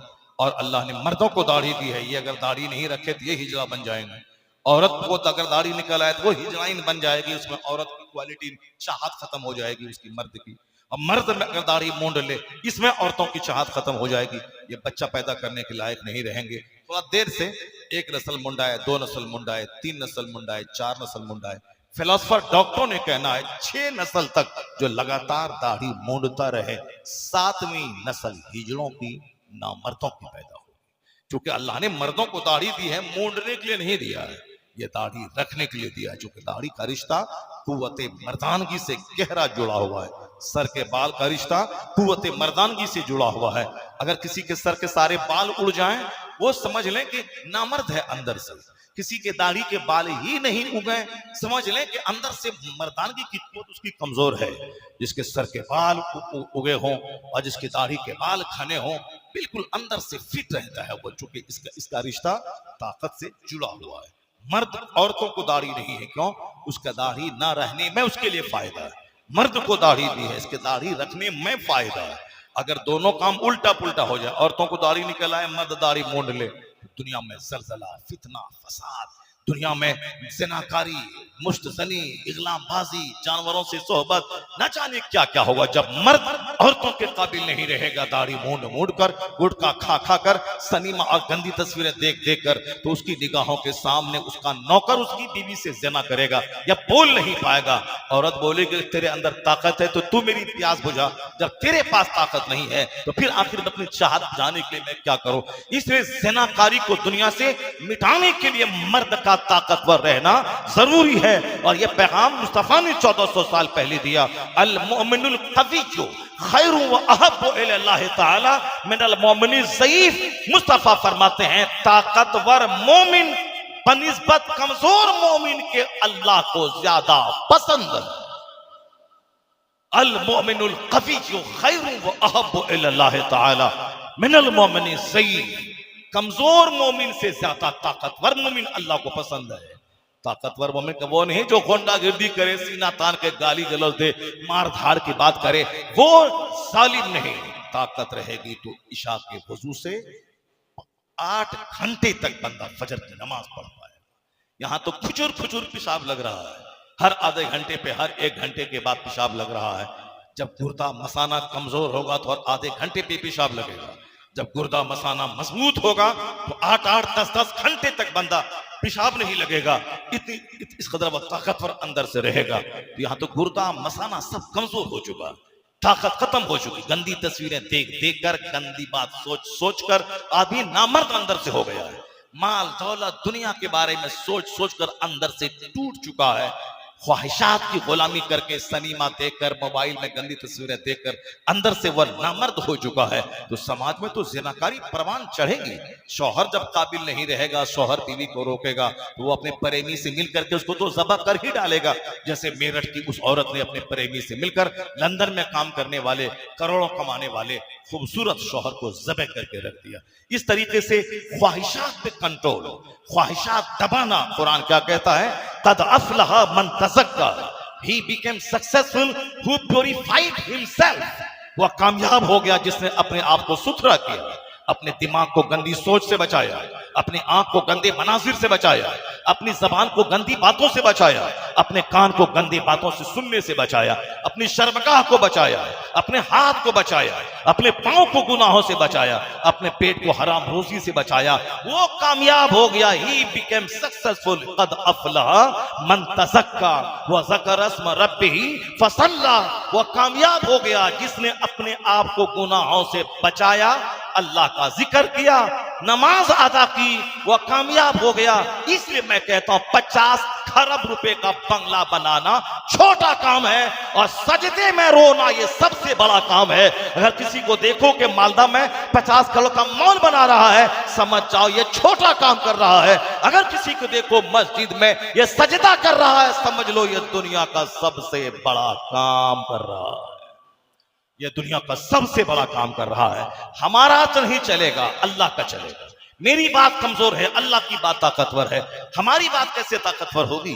मेरे तो पेट में 2 केजी पखाना, हर आदमी अपने पेट में 2 केजी पखाना लेके ढोता है। ये और बात है कि पेट के अंदर में है और पेट के बाहर निकलने का रास्ता अलग है। इसलिए बाथरूम में चपरासी और हिंदुस्तान का प्रधानमंत्री दोनों एक हो जाता है, दोनों अपने हाथ से ही अपना पखाना साफ करता है। जो काम भंगी का है वो काम हर आदमी अपने साथ में वही काम करता है। ये बंदों का गुरूर तोड़ने के लिए अल्लाह ने ये पखाना को आदमी के पीछे लगा दिया है, ताकि जब लगे कि मैं आई एम समथिंग, मैं कुछ हूं, I am superior to all, I am greater than you, मैं तुमसे बड़ा हूं, मैं सबसे सुपीरियर हूं, मेरा माल, मेरा घर, मेरी गाड़ी, मेरी बादशाहत, मेरा इक्तदार। तो अल्लाह ने कुरान शरीफ में दर्जनों जगहों पे कहा कि अपनी पैदाइश को देख लेना। एक नापाक कतरा पानी का जो बाप के पेशाब के रास्ते से निकला उससे तुम पैदा हुआ है। एक नापाक कतरा पानी का जो माँ के पेशाब के रास्ते से माँ के बच्चादानी में गया उससे तू पैदा हुआ है। एक नापाक कतरा जिसके निकलने से सर से लेके पांव तक अंग अंग नापाक हो जाता है उससे तू पैदा हुआ है। माँ का माहवारी खून रोक कर बच्चे की ग़िज़ा का इंतजाम बच्चादानी में किया गया। ये नापाक खून पी पी के तुम जिंदा रहा है। ये तेरी पैदाइश की कहानी है। जो नापाक नुत्फे से जिसका स्ट्रक्चर तैयार हुआ हो, माँ का नापाक खून जो माँ के पेट में खा के जिंदा रहा हो, फिर माँ के पेट से जब बाहर पैदा हुआ तो अल्लाह ने उसकी खुश्क छाती में दूध की नहर जारी कर दिया। वही खून अब दूध बन के, जो खून पेट में खून बन के जा रहा था, अब वही खून दूध बनकर बच्चे के पेट में जाता है पैदा होने के बाद। ये बता दे कि जिसकी बुनियाद इतनी कमजोर है कि जो कई बार शर्मगाहों से गुजरा हो, ये कैसे सीना तान के चलता है कि मैं बड़ा हूं, मेरा माल, मेरी दौलत, मेरा घर, मेरा मकान, मैं। अरे माँ का माहवारी खून पी के दुनिया में पैदा होने वाला कैसे तू मैं करता है? पेट में 2 केजी पखाना लेके हमेशा चलने वाला कैसे तू मैं करता है? कैसे करता है? इसलिए कुरान में 1 दर्जन जगहों पे पैदाइश की कहानी बयान किया है, तब कि जब लगे कि मैं कुछ हूं तो अपनी बुनियाद को देख लेना, तेरा सारा गुरूर मिट जाएगा, खाकसारी पैदा हो जाएगी। इसीलिए अल्लाह ने कुरान शरीफ में 1 दर्जन जगहों पे पैदाइश का जिक्र किया, ताकि जब भी लगे कि मैं कुछ हूं तो बुनियाद अपनी पढ़ लेना, तेरी औकात समझ में आ जाएगी कि तू क्या है। और जब तू मरता है तो कब्र में जाके तेरा सारा वजूद सड़ जाता है, आंखें फट जाती हैं, पेट फट जाता है, रूह तो रहती है, उसी रूह को दोबारा तुम्हारे उस सड़े हुए जिस्म में डाल के दोबारा अल्लाह जिंदा करके तुझसे हिसाब लेगा। बता दे बंदे, तुमने जवानी कैसे गुजारी, तुमने रात कैसे गुजारी, तुमने दिन कैसे गुजारा, तुमने माल कहां से कमाया, तुमने माल किस रास्ते में खर्चा किया, तुमने अपनी कीमती जिंदगी को किस काम में लगा दी। जब 4 सवाल का जवाब देना होगा तब बंदा क़यामत के दिन अपनी जगह से 1 इंच हटेगा। माल, from where you earn this, कहां से तुमने कमाया, in which ways spend this, किस रास्ते में खर्च किया। ये सवाल तो अल्लाह जब तक नहीं करेगा बंदा 1 इंच अपनी जगह से नहीं हटेगा।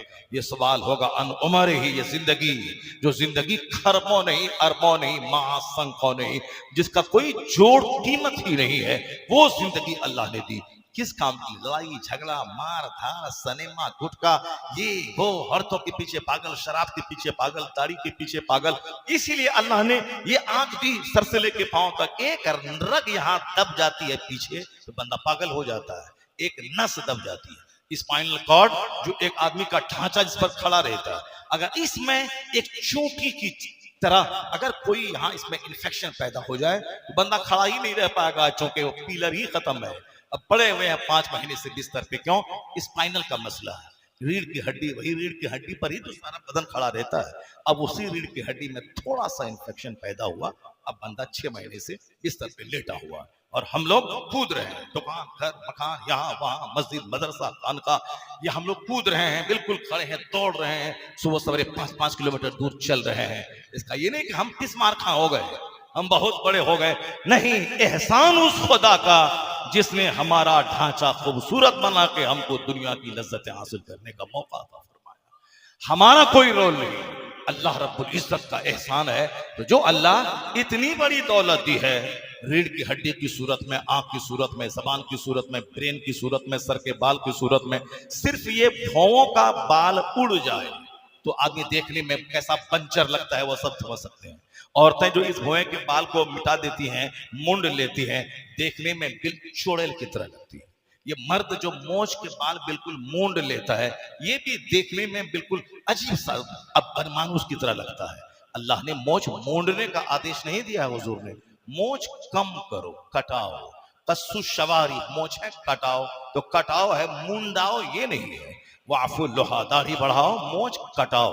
कटाओ का मतलब मोछ इतनी लंबी ना हो जाए कि बात करने में मुंह में घुस जाए, खाना खाने में गिलास में लग जाए।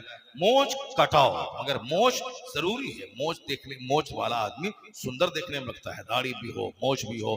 और जो मोछ मूंड लेता है, देखने में बनमानुस की तरह लगता है देखने में। तो जो नेचुरल चीजें अल्लाह ने दी हैं, मोछ खूबसूरती, सर के बाल खूबसूरती, अगर नाखून खूबसूरती, एक नाखून अगर उधड़ जाए तो बंदा उसको हमेशा दूसरों से छुपाता रहता है। ये सारी चीजें नेमत हैं। जब इतनी नेमतें अल्लाह ने दी हैं, तो इसमें हमारा कोई रोल नहीं है।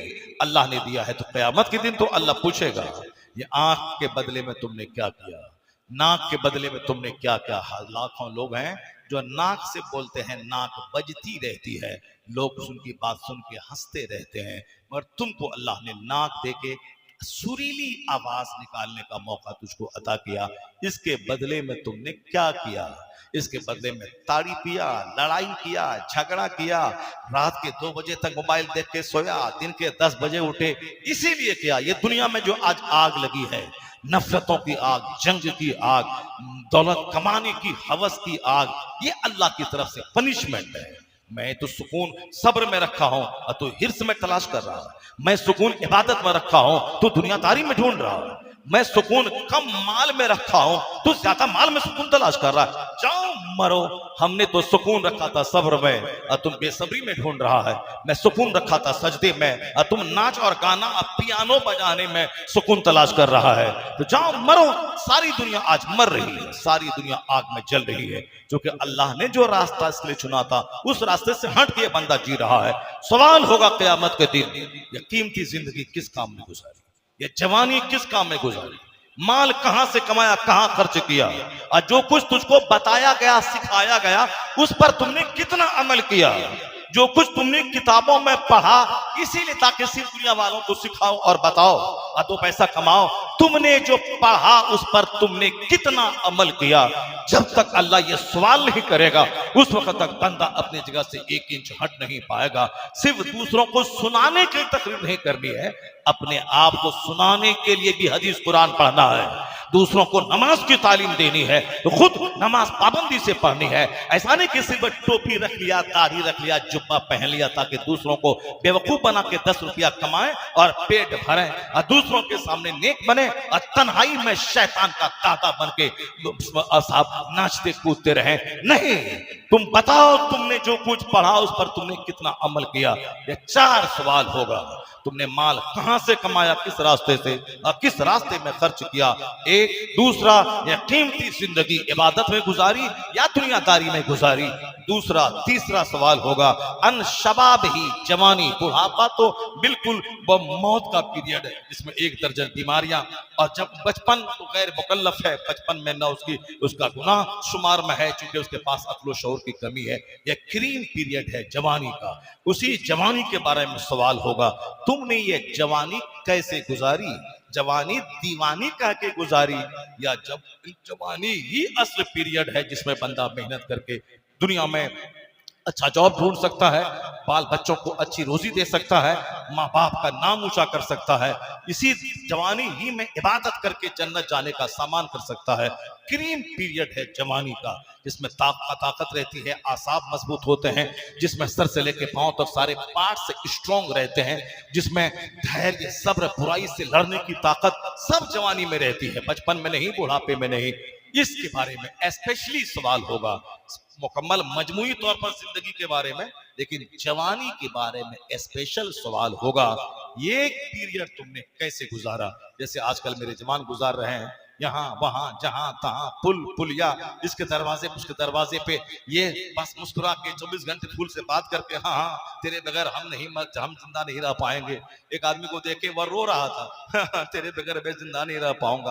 मर जाओ रोते रोते। एक आदमी को देखा मेरे साथ गाड़ी पे चल रहा था, वो पीछे सीट पर पीछे सीट बैठा हुआ था, अब बैठने के बाद वो फोन से बात करके रो रहा तुम नहीं मिलोगे तो मैं मर जाऊंगा, मर जाओ तुम मर जाओ, तुम नहीं मिलोगे। लगता है सारी जिंदगी का मकसद सिर्फ एक लड़की को पा लेना है। एक लड़का को मेरे पास उसका बाप लेके आया, हजरत समझाइए इसको, दिल्ली में काम करता है, पता नहीं क्या हो गया इसको, अब वहां वो वहीं जाना चाहता, वहीं शादी करना चाहता, जबकि वो कौन है नहीं है, कैसी बिरादरी है, कहाँ का है, कैसा है, कुछ पता नहीं चल रहा है, ये वहां शादी करना चाहता। मैंने उसको आगे पीछे बहुत समझाया, समझाने के बाद अभी हम बैठे थे कि वो वहां से निकल पीछे गया और जाके फोन पे अपनी जो गर्ल फ्रेंड से रोते में हमको सब समझा रहा है कि तुमको छोड़ दें, हम तुमको नहीं छोड़ेंगे, हम तुमको नहीं छोड़ेंगे। यानी सारी जिंदगी जैसे कि ये रोने के लिए पैदा हुआ है, एक लड़की के लिए पैदा हुआ है। रोए वह जो जन्नत के लिए रोए, रोए वह जो सजदे में इबादत के लिए रोए, रोए वह जो अपने माँ बाप का सम्मान और एहतराम के लिए रोए। तो जो सजदा मैं नहीं रोएगा वो किसी लड़की के इश्क में रोएगा। जो अपने माँ बाप को इज्जत दिलाने के लिए हलाल रोजी की तलाश में नहीं रोएगा, वो हराम की तलाश में रोएगा। सजदे में रो, आंसू बहाओ, अल्लाह तमाम दुनियावी ख्वाहिशात को मिटा देगा। जिसको सजदे की लज्जत मिल गई वो गरीबी में भी बादशाहत जैसा ऐश अल्लाह उसकी जिंदगी में अता कर देगा। ये आंख अल्लाह ने दी है अल्लाह की मोहब्बत में रोने के लिए, ना किसी छोकरी की मोहब्बत में रोने के लिए। जरा गौर से सुनिए, मैं जरा वो बात मुकम्मल करूं। वो इराक, जहां सरकार गौसे आजम इराक की राजधानी बगदाद में जो आपका रोज़े पुरनूर है, उसी इलाके में एक शख्स रहता था। शहर में घर था, देहात में बाग था। वो कभी कभी उस बाग में आता था, कभी इस दोस्त को लेकर, कभी उस दोस्त को लेकर, चलो दोस्त मेरे बाग को देख लो, मालदार कैसे होते हैं, गरीब कैसे होते हैं। मैं यही कहना चाहता था, आज का मालदार भी उजड़ा हुआ और गरीब भी उजड़े हुए। जबकि गरीबों पे हज फर्ज नहीं है, वो हल्का फुल्का है। गरीबों पर ज़कात फर्ज नहीं है, वो हल्का फुल्का रहे। गरीबों पे कुर्बानी वाजिब नहीं है, वो हल्का फुल्का रहे। यानी बहुत सारी चीजें उस पर वाजिब नहीं है। जब वाजिब फर्ज नहीं है तो वो हल्का फुल्का, उसके बारे में सवाल नहीं होगा। सिर्फ गरीबों पे नमाज फर्ज है, वो पाबंदी से पढ़े, वो ईंट उठोने के बाद भी पढ़े, घर में पढ़े। कोई पैसा नहीं लगता है नमाज पढ़ने में, और कोई 2 घंटा नहीं लगता है।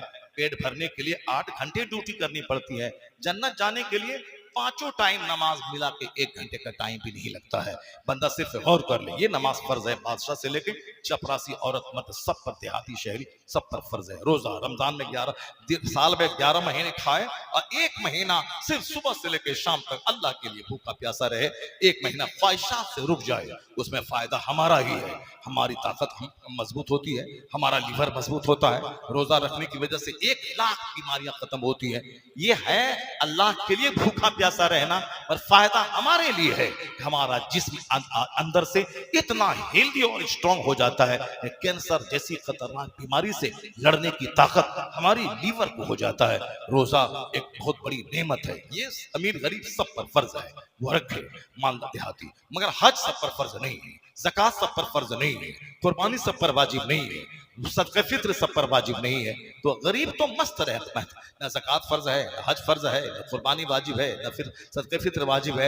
ये तो बिल्कुल मस्त, नमाज पढ़े, रोजा रख के मस्त रहे, बड़े बड़े गुनाह से बच जाए, झूठ न बोले, शराब न पिए, ताड़ी न पिए, गीबत न करे। इससे बचना आसान है। झूठ नहीं बोलेगा, इसकी इज्जत बढ़ेगी। शराब नहीं पिएगा, इसका पैसा बचेगा, इसकी सेहत बचेगी। ये जुआ नहीं खेलेगा, इसका पैसा बचेगा, इसकी आबरू बची रहेगी। शराब नहीं पिएगा, ताड़ी नहीं पिए, इसकी अकल बची रहेगी, सेहत बची रहेगी। तो फायदा ही फायदा। इस्लाम ने जिन चीजों को हराम करार दिया है वो मेरे लिए मुज़िर और हार्मफुल था, इसीलिए उसको हराम करार दिया है।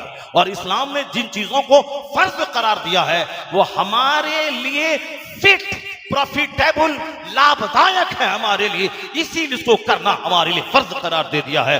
बंदा फर्ज को बोझ समझता है और हराम को, हराम ना करने को बोझ समझता है। बोझ मत समझ, जिस दिन तेरी खोपड़ी उसके फायदे को छान लेगी तो तू यही बोलेगा, मेरा खुदा लाजवाब, मेरा मुस्तफा लाजवाब, मेरा कुरान लाजवाब, मेरा मजहब लाजवाब। जन्नत हमें वहां मिलेगी, यहां फर्ज को अदा करने के बदले में सेहत मिलेगी, तंदुरुस्ती मिलेगी, चार्मिंग मिलेगी, लज्जतें मिलेंगी। तो हराम करो तो यहां सली हो, मरने के बाद आग में जलो। हलाल काम करो, फर्ज अदा करो, यहां खुशी मिलेगी, मरने के बाद मुस्तफा की शफाअत से जन्नत मिलेगी। हमारे लिए, हमको लगता है कि शराब पीना हराम इस्लाम क्यों करार दे दिया, लेकिन जब आदमी उसमें डूब के देखेगा तो पता चलेगा ये अल्कोहल, ये शराब कितना हानिकारक है, कितने लोगों को जलील बना गई है शराब। माँ और बीवी का फर्क मिटा देती है शराब, हराम और हलाल का फर्क मिटा देती है शराब। उम्मुल खबाइस, तमाम गुनाहों की माँ है यह शराब। क्या नहीं है उसमें, फेफड़ा जल जाता है, आदमी की अक्ल जलकर राख हो जाती है। इस वो शराब है, शराब की बुराई को जब बंदा जान जाए वो तो दूर से उससे नफरत करने लगेगा। अल्हम्दुलिल्लाह मेरे जैसे करोड़ों लोग दुनिया में हैं जो कायदे से जी भर के शराब देखा तक नहीं है, जो शराब की बदबू को सिर्फ दूर से एयरपोर्ट पे सूंघा है, एयरपोर्ट से दूर से चलते हुए शराब की बदबू आती है, उस एयरपोर्ट पे जाने का मन नहीं करता है जहां शराब की बोतलों से शराब की बदबू आती है। मगर कुछ लोग ऐसे हैं, जमीन जगह मकान दुकान अपनी बीवी अपना बच्चा सब बेचकर जब तक एक गिलास उसको नहीं मिल जाए उस वक्त तक उसको चैन नहीं मिलता है। ये आजकल के गरीबों का हाल और आजकल के मालदारों का हाल। जरा देखिए उस गरीब को जो कल तक कैसे गुजरते थे और उस मालदार को देखिए कैसे रहते थे। इस जमीन पे कैसे नेक लोगों ने जिंदगी गुजारी, इज्जतें हासिल की, दूसरों के लिए मॉडल बन के रहे। वो मालदार शहर में रहता था, देहात में बाग था। एक बार अपने बड़े बड़े मालदार दोस्तों को लेकर के वह बाग पहुंचा।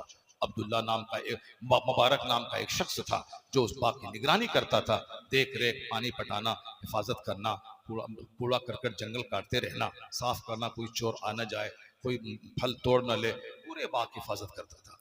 आया वो मालदार, कहा मुबारक तुम हमारे इन दोस्तों को देख रहे हो, इस शहर के सबसे मुअज़्ज़ज़ लोग हैं, सब आए हैं मेरे साथ मेरा बाग देखने के लिए, जो सबसे मीठा अंगूर है वो अंगूर तोड़ के लाओ, मेरे दोस्त को खिलाओ। ये सब बड़े बड़े पैसे वाले, इज्जत वाले, नेक अच्छे लोग हैं, जरा इनको खिलाओ अच्छा अंगूर। सामने वाले पेड़ से एक ताजा अंगूर निकाला, तश्त में रखा, सामने रख दिया, मगर अंगूर इत्तेफाक से खट्टा था।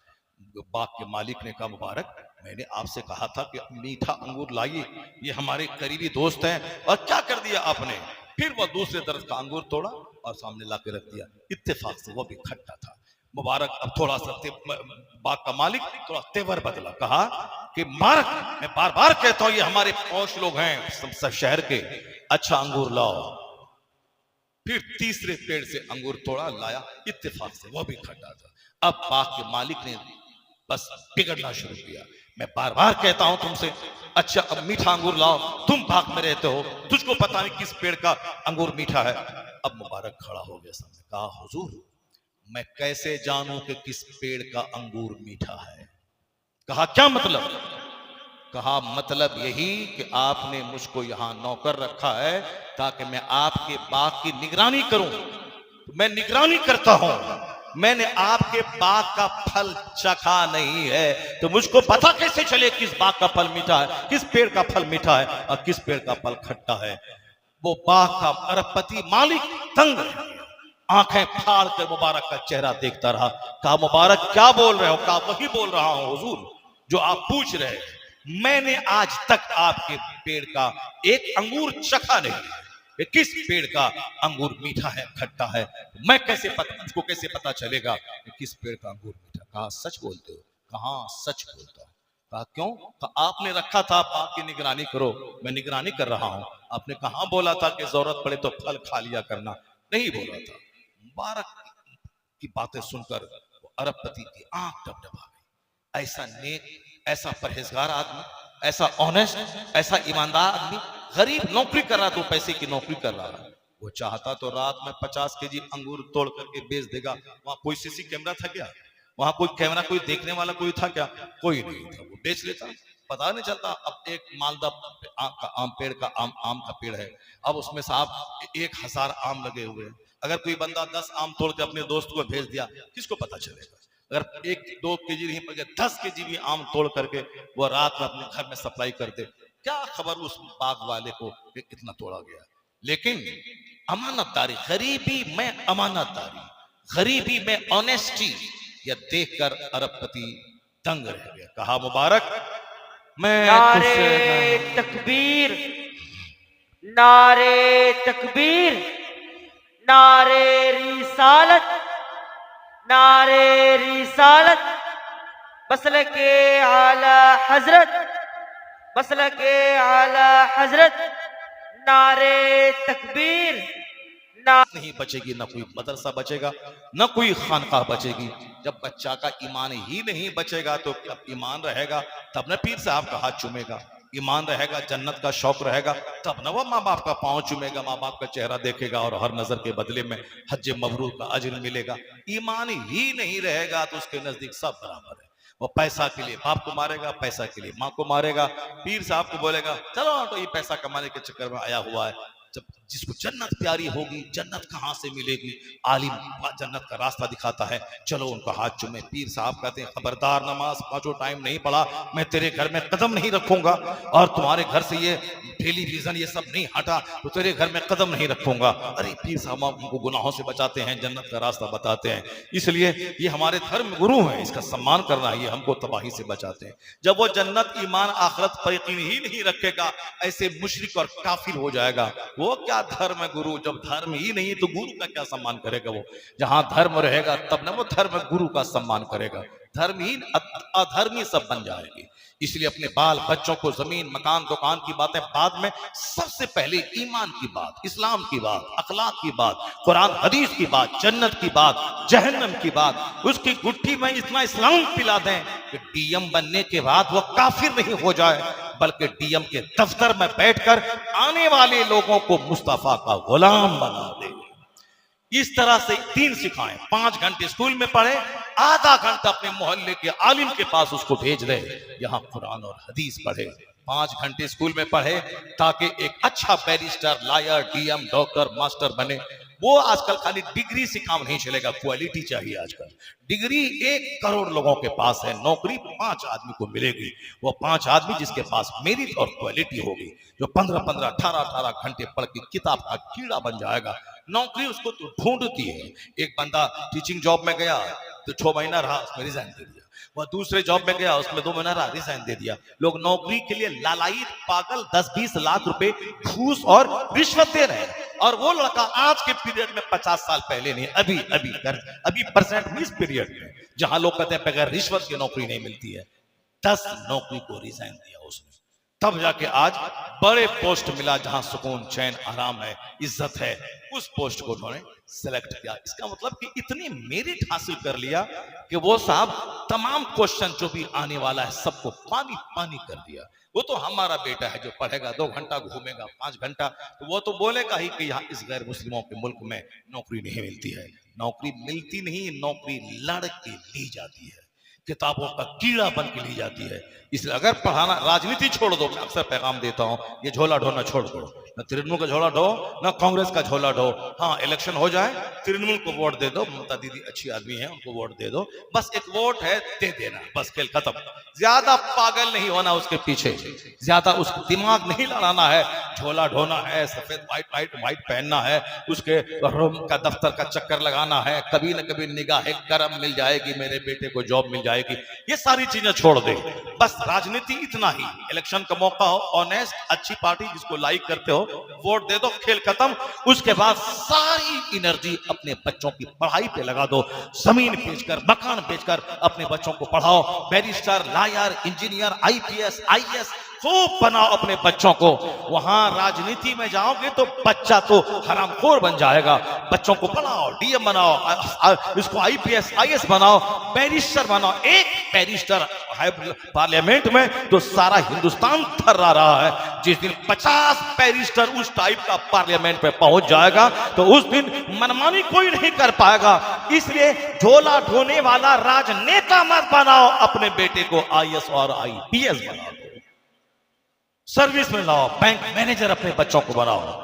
जो अपने बच्चों को पढ़ाता है उसका बच्चा सड़क पे नजर नहीं आता। अभी मैं गया था आजमगढ़ इलाके में, उत्तर प्रदेश में, एक गांव में 175 आईएएस ऑफिसर है, यानी 175 आईएएस ऑफिसर है।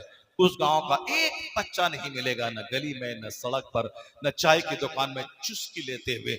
जैसे हम लोग गुजरते हैं इस रास्ते से कभी ट्रेन से, मुसलमानों के बच्चे वहां से लेकर के वहां मालदा तक, सब बच्चे इधर उधर पड़ा घिसा लिपटा है, उधर खेल रहा है। चलो खेलने के में चले के तक खेल रहेगा, सुस्त रहेगा। पढ़ाई के जमाने में खेल रहा है, कोई इधर गुटखा, कोई इधर गुड्डी, कोई इधर तमाशा, कोई इधर कौड़ी लेके बैठे हुआ है।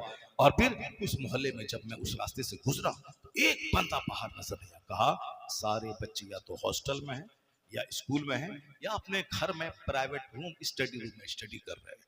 कोई बच्चा वहां चूंकि एक मुकाबला है, मेरा चचेरा भाई आईएएस बन गया, मुझको भी बनना है, मेरा चचेरा भाई आईपीएस बन गया, मुझको भी बनना है, इसीलिए एक बच्चा बाहर नजर नहीं आता, एक औरत बाहर नजर नहीं आती। और हमारे पास इतना टाइम है कि सबसे पहले बाजार जाना है, घूम फिर के दूसरों का पान खा के सबसे लास्ट में बाजार से घर आना है। हदीस में आया है कि अहब्बुल बिलाद इल्लल्लाह मसाजिदुहा व अबग़ज़ुल बिलाद इल्लल्लाह अस्वाक़ुहा, सबसे बेहतरीन जगह मस्जिद है। अच्छा आदमी है वो जो सबसे पहले मस्जिद जाए, सबसे लास्ट में मस्जिद से निकले।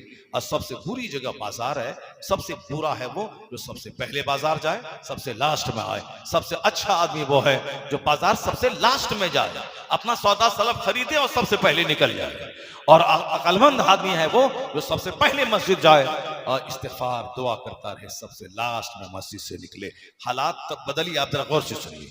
गरीब है मुबारक, नौकरी कर रहा है बाग में, और इतना ऑनेस्ट, इतना ईमानदार कि बाग का एक अंगूर तक चखा नहीं है। वो अरबपति दंग रह गया। कहा मुबारक बात सच है? कहा सच है हुजूर। कहा मुबारक तुम्हारी शादी हो गई है? क्योंकि नेक लोग नेक तरह की बातें सोचते हैं। वो अरबपति जरूर था मगर नेक, परहेजगार, तहज्जुद पढ़ने वाला, अल्लाह से डरने वाला, नेकी की कदर करने वाला। आजकल के मालदार की तरह नहीं कि छोकरी के पीछे पागल होने वाला, शराब पीने वाला, शादी ब्याह में 50 लाख पानी की तरह, ताश के पत्तों की तरह फेंक देने वाला है, हूं मैं करने वाला नहीं। अल्लाह का डर जहां आएगा वहां मैं मुंह सब खत्म हो जाएगा। वहां तो इतना रोएगा सजदे में, ही बोलेगा इलाही ईमान बचा के दुनिया से चला जाऊं और तू मुझको बख्श दे, जन्नत दे दे, यही हमारा सबसे बड़ा इनाम हो जाएगा। जब वहां जन्नत की फिक्र ना होगी तो बस लड़की की फिक्र होगी, औरत की फिक्र होगी, शराब की फिक्र होगी, घमंड और लड़ाई की फिक्र होगी। जब मुबारक का वो मालिक उस बाग का बोला मुबारक तेरी शादी हो गई है? कहा हुजूर हम तो गरीब आदमी हैं, आपके बाग में नौकरी करते हैं, कौन अपनी बेटी हमको देगा? उस बाग का अरबपति मालिक कहता है अगर मैं अपनी बेटी तुझे दे दूं? अल्लाह समद।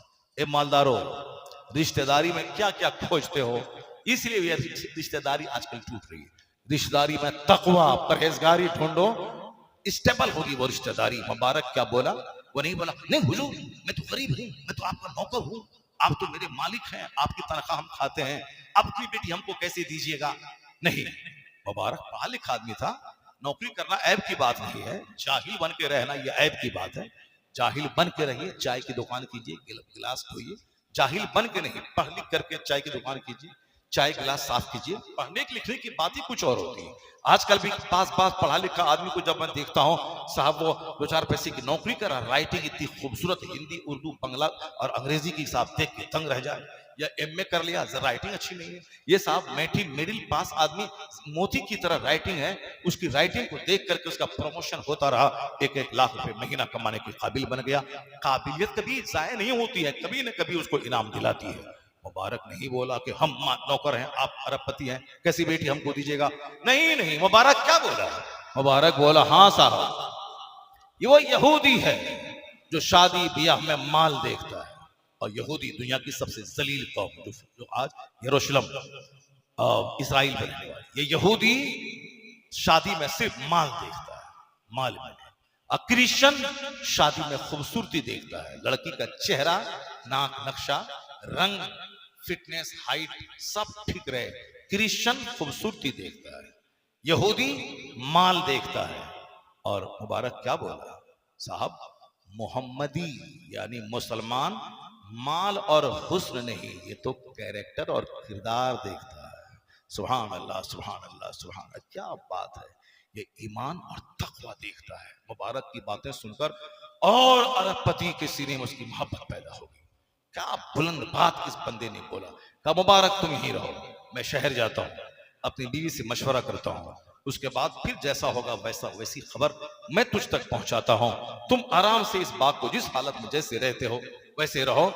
मुबारक की इस ईमानदारी को देखकर उस अरबपति के जितने दोस्त शहर से आए थे वो सारे के सारे मुतासिर हो गए उस मुबारक की ईमानदारी, ऑनेस्टी, उसकी परहेजगारी को देखकर। जब शहर आए वो अरबपति अपनी बीवी के पास जाकर के सारे घटनाक्रम को बयान किया। आज ये जो बात हुई, मुबारक ऐसा आदमी है, मैं सोचता था कि एक बेटी अल्लाह ने हमको दी है जो खूबसूरत भी है, ईमानदार, तकवा परहेजगारी भी है, इसके लिए कोई जन्नती शौहर मिल जाए। वरना बड़े बड़े अरबपति का तो रिश्ता आ रहा है, मगर मैं उनको देना नहीं चाहता कि मेरी बेटी नेक, जन्नती, परहेजगार, इसके लिए मुत्तकी शौहर चाहिए। मुबारक ऐसा मुझको मिला, मेरे दिल में ख्याल आ रहा है मैं अपनी इस बेटी का निकाह मुबारक से कर दूं। ऐसा इस जमाने में ऐसा दीनदार, ईमानदार कहाँ मिलेगा? अगर आज ये बात हम अपनी बीवी से कहते हैं तो बीवी क्या बोलती है? ठीक है, ईमानदार है, जन्नती है, नेक है, जन्नत जाएगा, पर दुनिया में माल कहाँ से आएगा?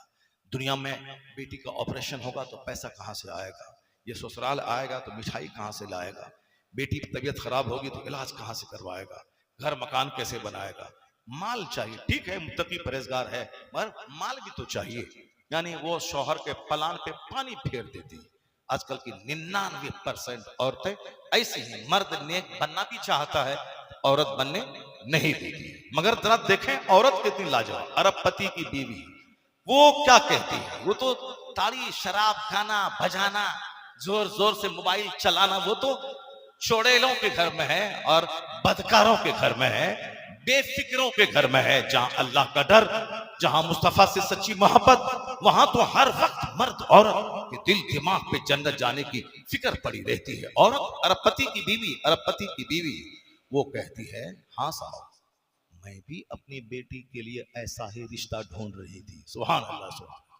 मेरी चुड़ैल माँ बहन जिसके मुंह से हमेशा दुनियादारी की बातें निकलती हैं, वो जरा गौर करें कि एक खरबपति की बीवी, आज हम थोड़ा सा पैसा कमा लें तो वो बिल्कुल घर में रहना ही नहीं चाहती है। मॉल, यहाँ वहां जहां तहां हम कपड़ा खरीद के ले आए तो बोलती कि नहीं, आपको कपड़ा पसंद करने नहीं आता है, हम जाते हैं, देखिए हम पसंद करते हैं। बस इस थोड़ा पैसा हुआ, घर में चैन नहीं मिलता। इसीलिए बेहतर है कि पैसा ही न रहे। न पैसा रहेगा, ना बाहर घूमेगी, ना खूबसूरत रहेगी, ना दूसरों को अपना मुंह दिखलाएगी। काली कलौटी रहेगी तो अपने घर में रहेगी, इसको खुद शर्म आएगी कि बाहर कैसे जाएं, हमको बेइज्जती फील हो रही है। और इसीलिए आजकल जो खूबसूरती उजड़ रही है, हुजूर का फरमान याद आ रहा है। आका अलैहिस्सलाम ने 1400 साल पहले कहा था, वाला अमतुन सौदा ज़ातु दीनिन अफजल, काली कलोटी दीनदार औरत तेरे हक में बेहतर है। लोगों ने सिर्फ चमड़ी, खूबसूरती देखा, और जब खूबसूरती उजड़ गई मोहल्ले के छोकरों के हाथों, अब ये सर पटक के कहता है, तुम खूबसूरत नहीं रहती, तुम चौड़ेल रहती, तुम काली कलोटी रहती, कम से कम तेरी इज्जत तो सेफ रहती। तो अब तमाम तमाशा, पहले तो ख्वाहिशात की गुलामी बंदा करता है, उसके बाद जब तबाही का तमाशा देखता है तब आके बोलता है, बात वही सच्ची है जो मुस्तफा जाने रहमत में करे। दुनिया को तबाही का तमाशा देखने दे, दौलत मकान के पीछे पागल होता देखना दे।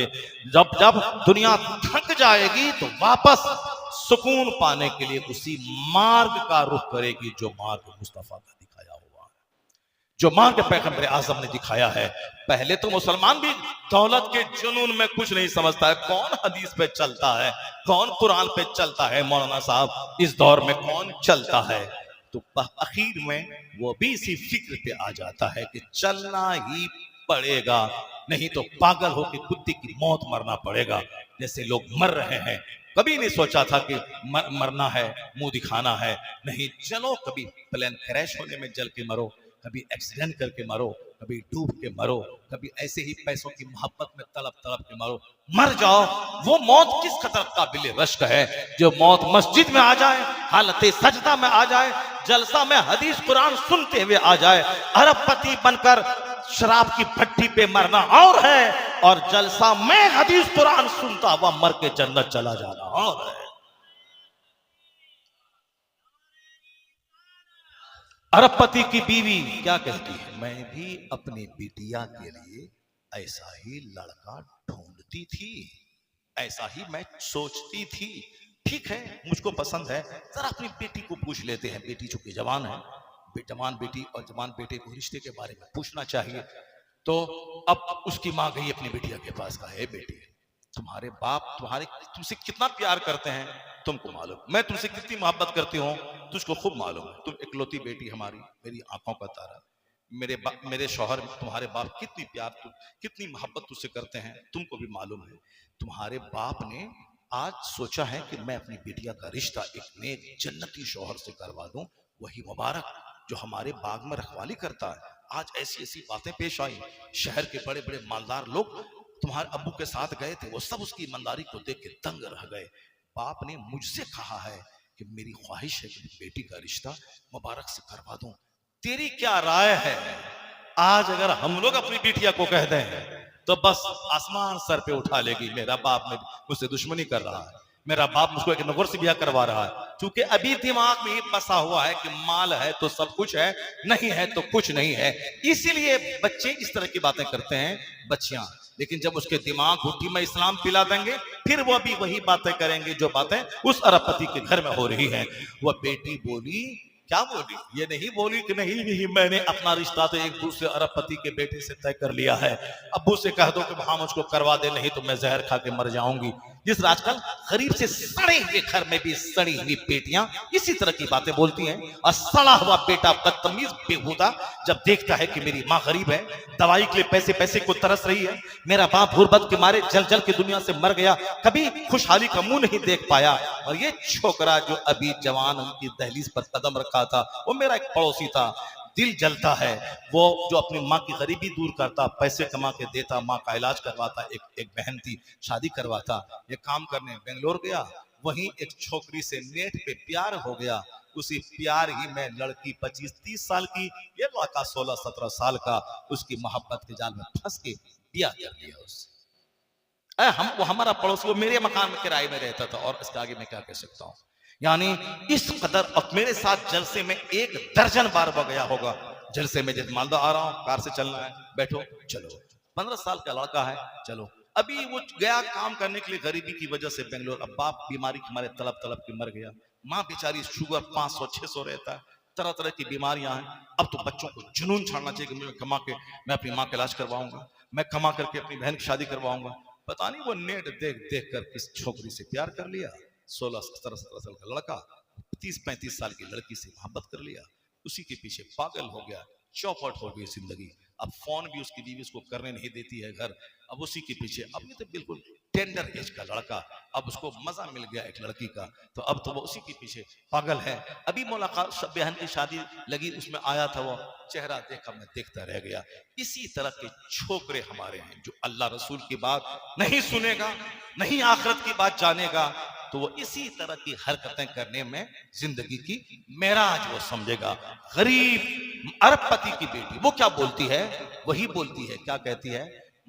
अम्मी, मैं अपनी मर्जी के मुताबिक नहीं, मेरे बाप मेरी माँ को जो पसंद है वही मुझे भी पसंद है। सुभान अल्लाह, सुभान। छोकरा माँ बाप पे अपनी पसंद थोपता है, वहां करा दो वरना जहर खा के मर जाओ जहर खा के, अपनी पसंद थोपता है अपने बाप पे।